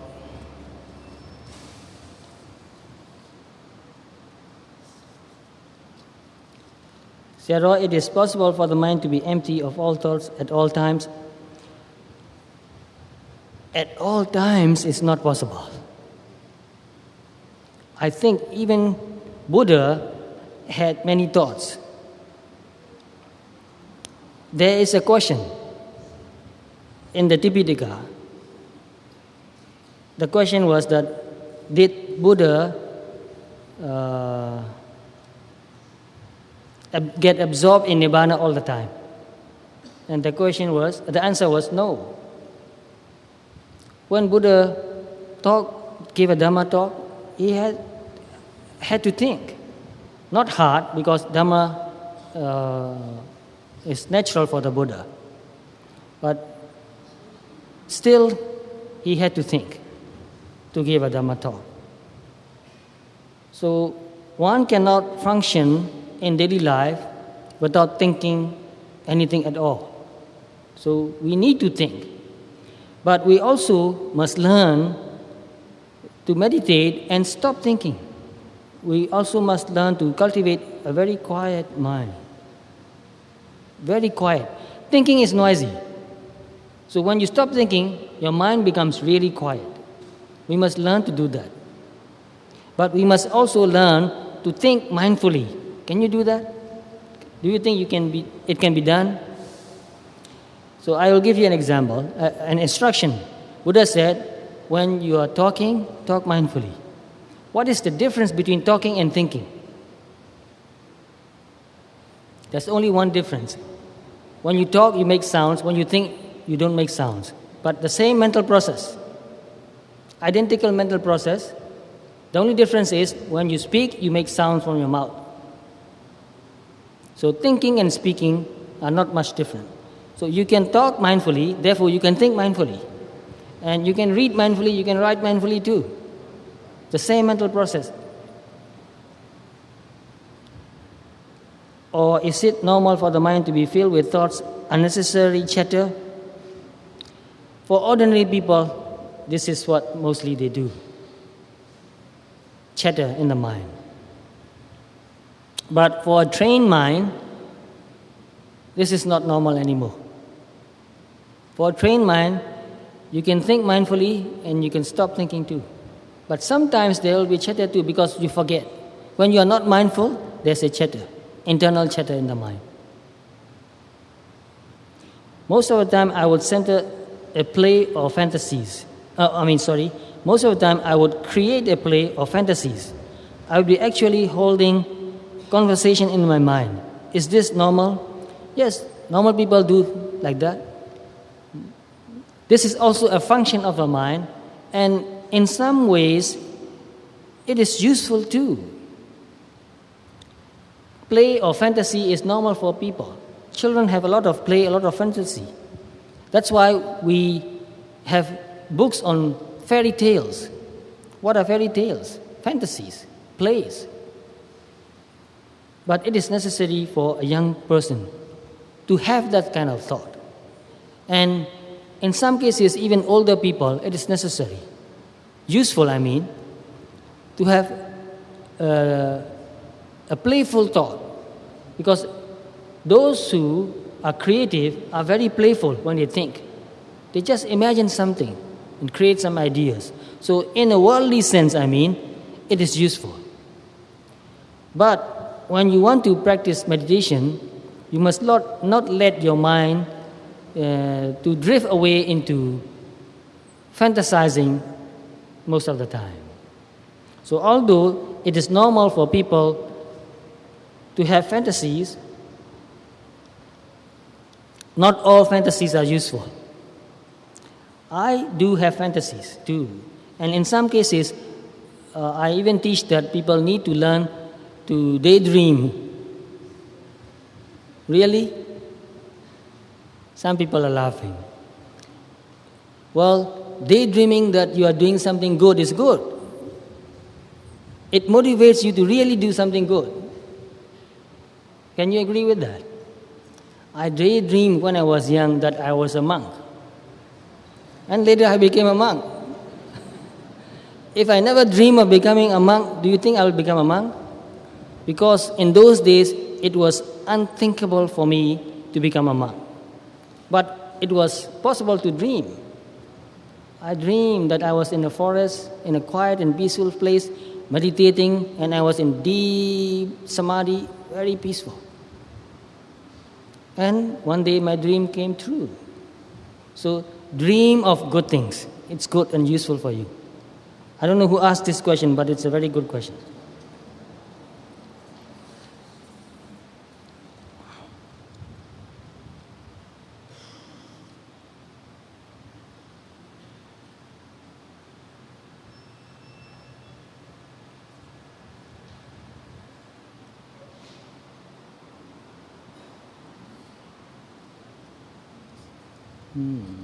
Well, this is a very serious question. In the first blessing, not to associate with fools. As a bodhisattva, one will always try to spread the Dharma with everyone, even with fools.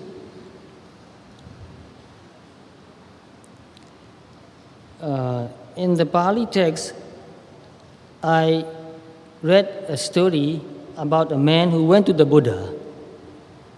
And he was walking, so he was carrying a walking stick. And when he found the Buddha sitting under a tree, he was standing there and he was holding the stick. He said, "Well, Buddha, how do you teach your disciples? Tell me." So Buddha was very kind.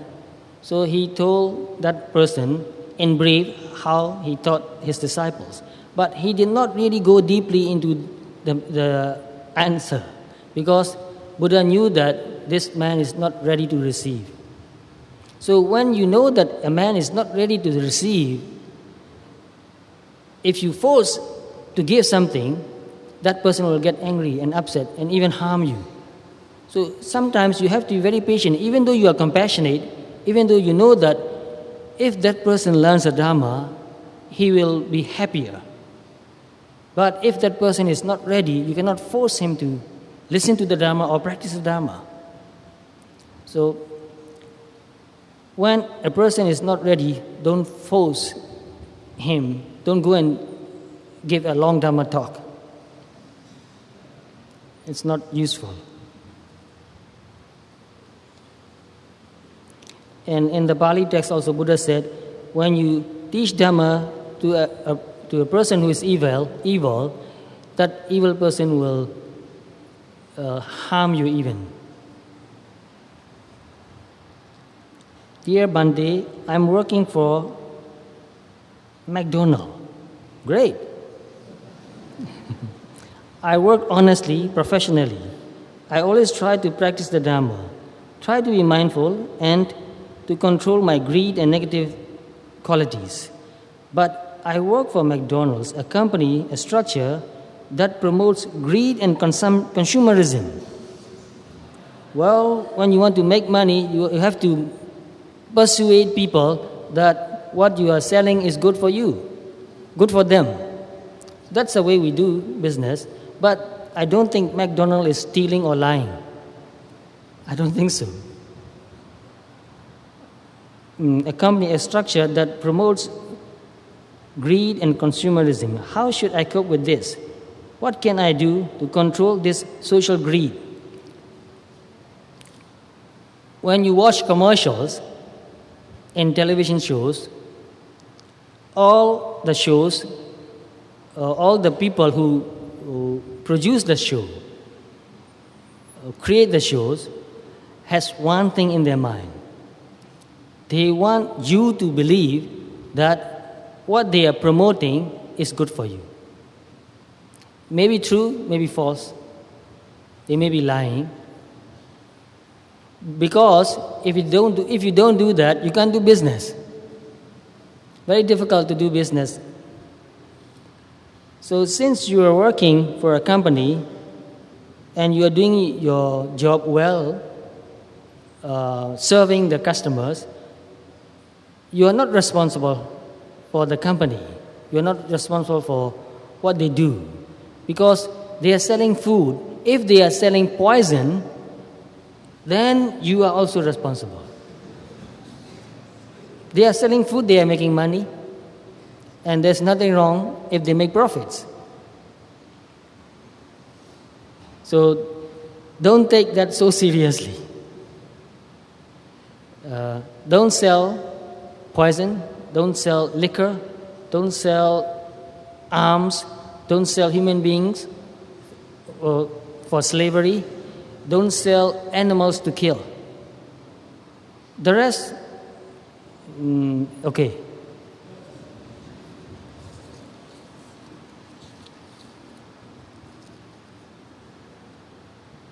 Venerable, you come from a predominantly Buddhist country. Why has suffering in your country got worse over the years in spite of Buddhism being the key religion? I cannot answer this question truthfully. So you know what my answer is? I guess you know. I cannot answer this question truthfully. Sorry. It's not the religion that made the people poor. You know what's making the people poor? Got the hint? Yes, okay, good.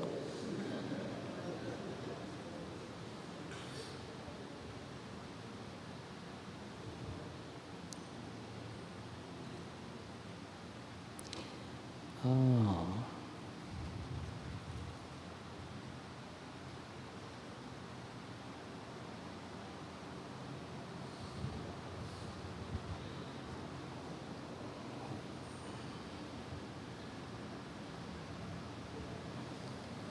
Well, this is a very personal question.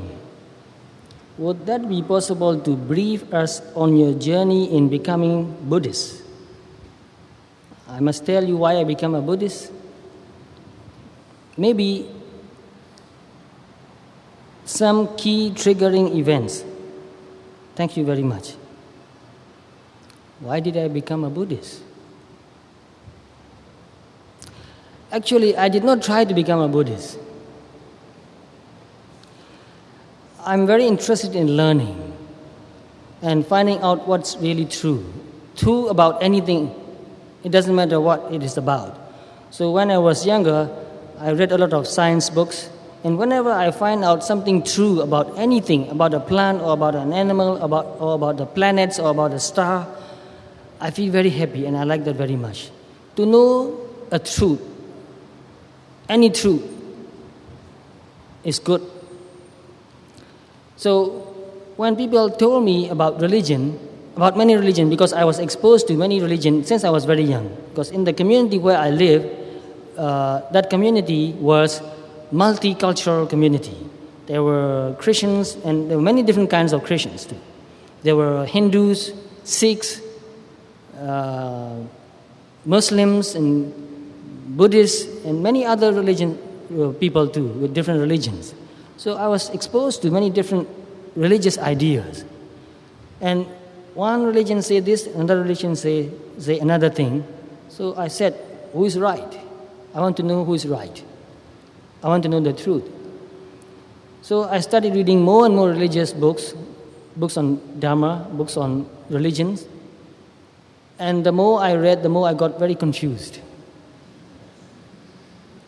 Then I said, well, I'll leave religion for a while and started reading philosophy because I thought that in philosophy I can find truth. So I read many philosophy books and the same thing happened to me. Materialistic philosophy and spiritualistic philosophy, there are many different kinds of philosophy. And Marxism. So I thought, well, I can't decide what is true. Then as I grew up, I learned to practice whatever I can.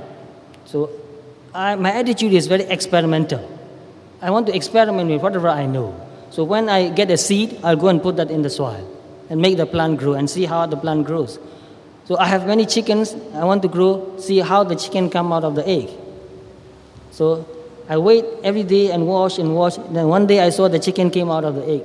It was so amazing. So I want to experiment with everything that I can. So when I read Dharma books, I experimented with meditation. So I did not become a Buddhist and later meditate. I meditate first and later I became a Buddhist, so to speak. So after meditating for about 8 years and had some understanding about the nature of my body and mind, and also after experiencing some calmness and peacefulness and clarity in my mind, I decided that I will practice this all my life. And if you want to say that is what to become a Buddhist, that is the time when I become a Buddhist. And you said maybe some key triggering events. Nothing really special triggers me to become a Buddhist. It was just curiosity. Like me, many people have the same kind of experiences in their life. You have a mother, you have a father, you can't agree with your parents, you have problems. And many other good things or bad things happen in your life. It's nothing special. My life story is nothing special. So no triggering events really, just curiosity and practice brought me to a point where I decided that I will practice what the Buddha taught. And also later, I got even more seriously interested in practicing. So I decided that I will become a monk and practice meditation more seriously. So it's the desire to experiment and to find out the truth, and also it's a desire to experience higher mental states that motivates me to practice Dhamma and to become a monk.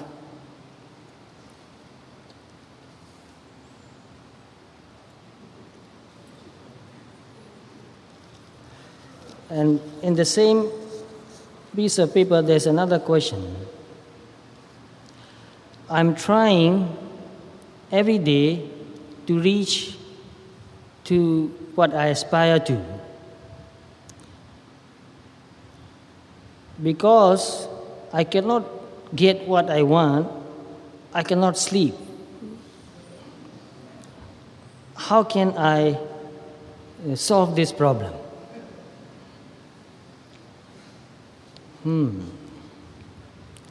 To accomplish something, we need some time. We need skill also. Sometimes, because we don't have enough skill, we have to work very slowly. For example, to read a book, we need to spend a lot of time. For me, for example, I want to read Pali books in Pali language. So I had to spend many, many years to learn how to read. So whatever you want to do, you need to have enough time and you need to have enough skill to do that. So as you keep doing, you'll develop your skill. And when you develop your skill, what you want to do will become easier and easier. and you can accomplish that. So, for example, Buddha aspired to become a Buddha. You know how long it took? You can just guess. Nobody can tell. It took eons, worlds and worlds to become a Buddha.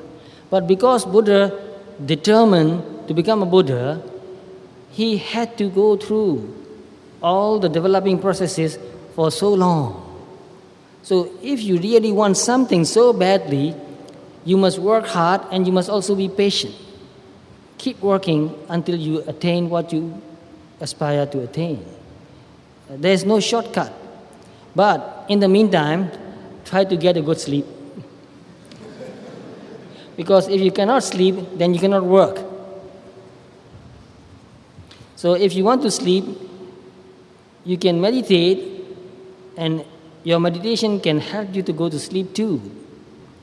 I know many people who cannot sleep well, but after they learn to meditate, they found out that they can lie down in the bed and relax and meditate and fall asleep. And I do that every day. Because if I don't meditate before I go to sleep, I may fall asleep, and after a couple of hours, I wake up again and can't go to sleep again. So, if I cannot sleep well, I cannot work the next day. Therefore, before I fall asleep, I meditate. Lying down in the bed, not sitting. Lying down in the bed, I relax my body and I wash my mind. If I'm thinking of anything, I watch that thought and I said, calm down, you can think tomorrow. Meditate. So, I've been doing that for a long time. So, the moment I pay attention to my thoughts, it stops.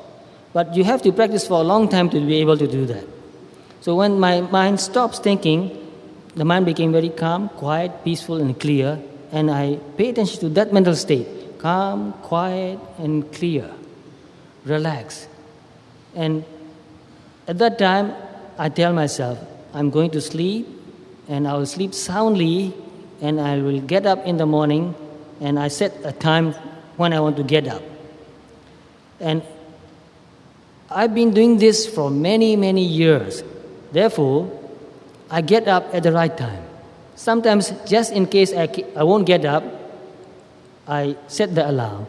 But mostly, I wake up before the alarm goes on. So, you can meditate and learn to go to sleep well. You can do that. Do we have more time? 9:30 now? 5 minutes more. Maybe I can finish one more question.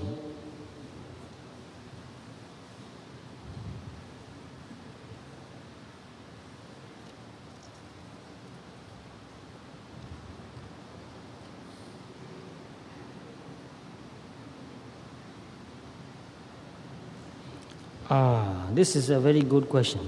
Dear Venerable, majority of us here tonight are working adults. The majority of you are working adults. We spend most part of our time in the office. What should we do in order to create good deeds and make good use of the time while we are in the office? This is a very good question. We spend so much time working in the office. The best part of the day and the best part of our life, we spend working. So the first thing we need to do is our attitude toward the work we do. It's very important. What is your attitude toward what you do for a living? And when you ask this question, it is very important for you to choose the right kind of work for you. If you are doing something which is not wholesome, it's very difficult. But if you are doing something which is harmless, then you can find many good benefits that you get from work. So when you work, you contribute. No matter what you do, even if you work in a restaurant, you help the customers to eat well. So if you work as a nurse, you help the patients to get well. If you work as a teacher, you teach children to learn and grow, to become a good citizen. If you are a taxi driver, you help the person to get to where he wants to go in the shortest way and in safest way. So when you work, you are helping other people. And if you have the right attitude, you can feel happy about that. And that attitude is good deeds. I'm helping people. I'm helping the community. So when we work, we are contributing.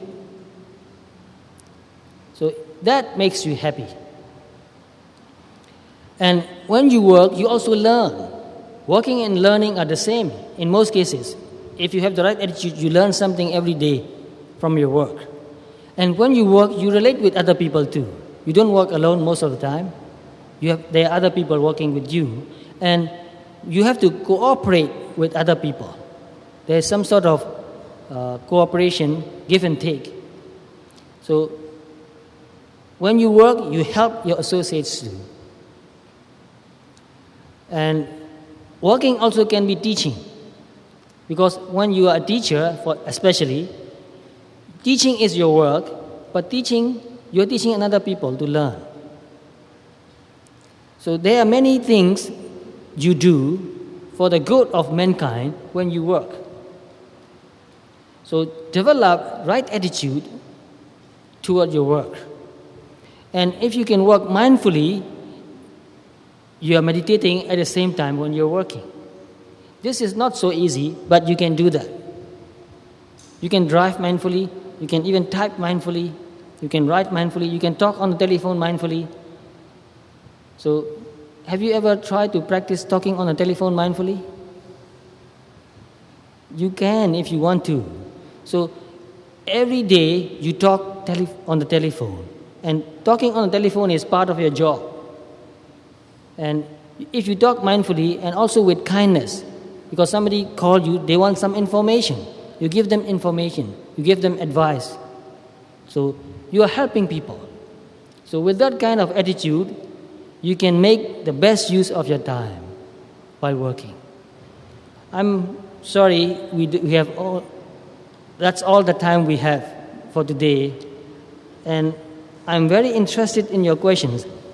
Therefore, because I cannot answer all the questions, I feel sorry for you.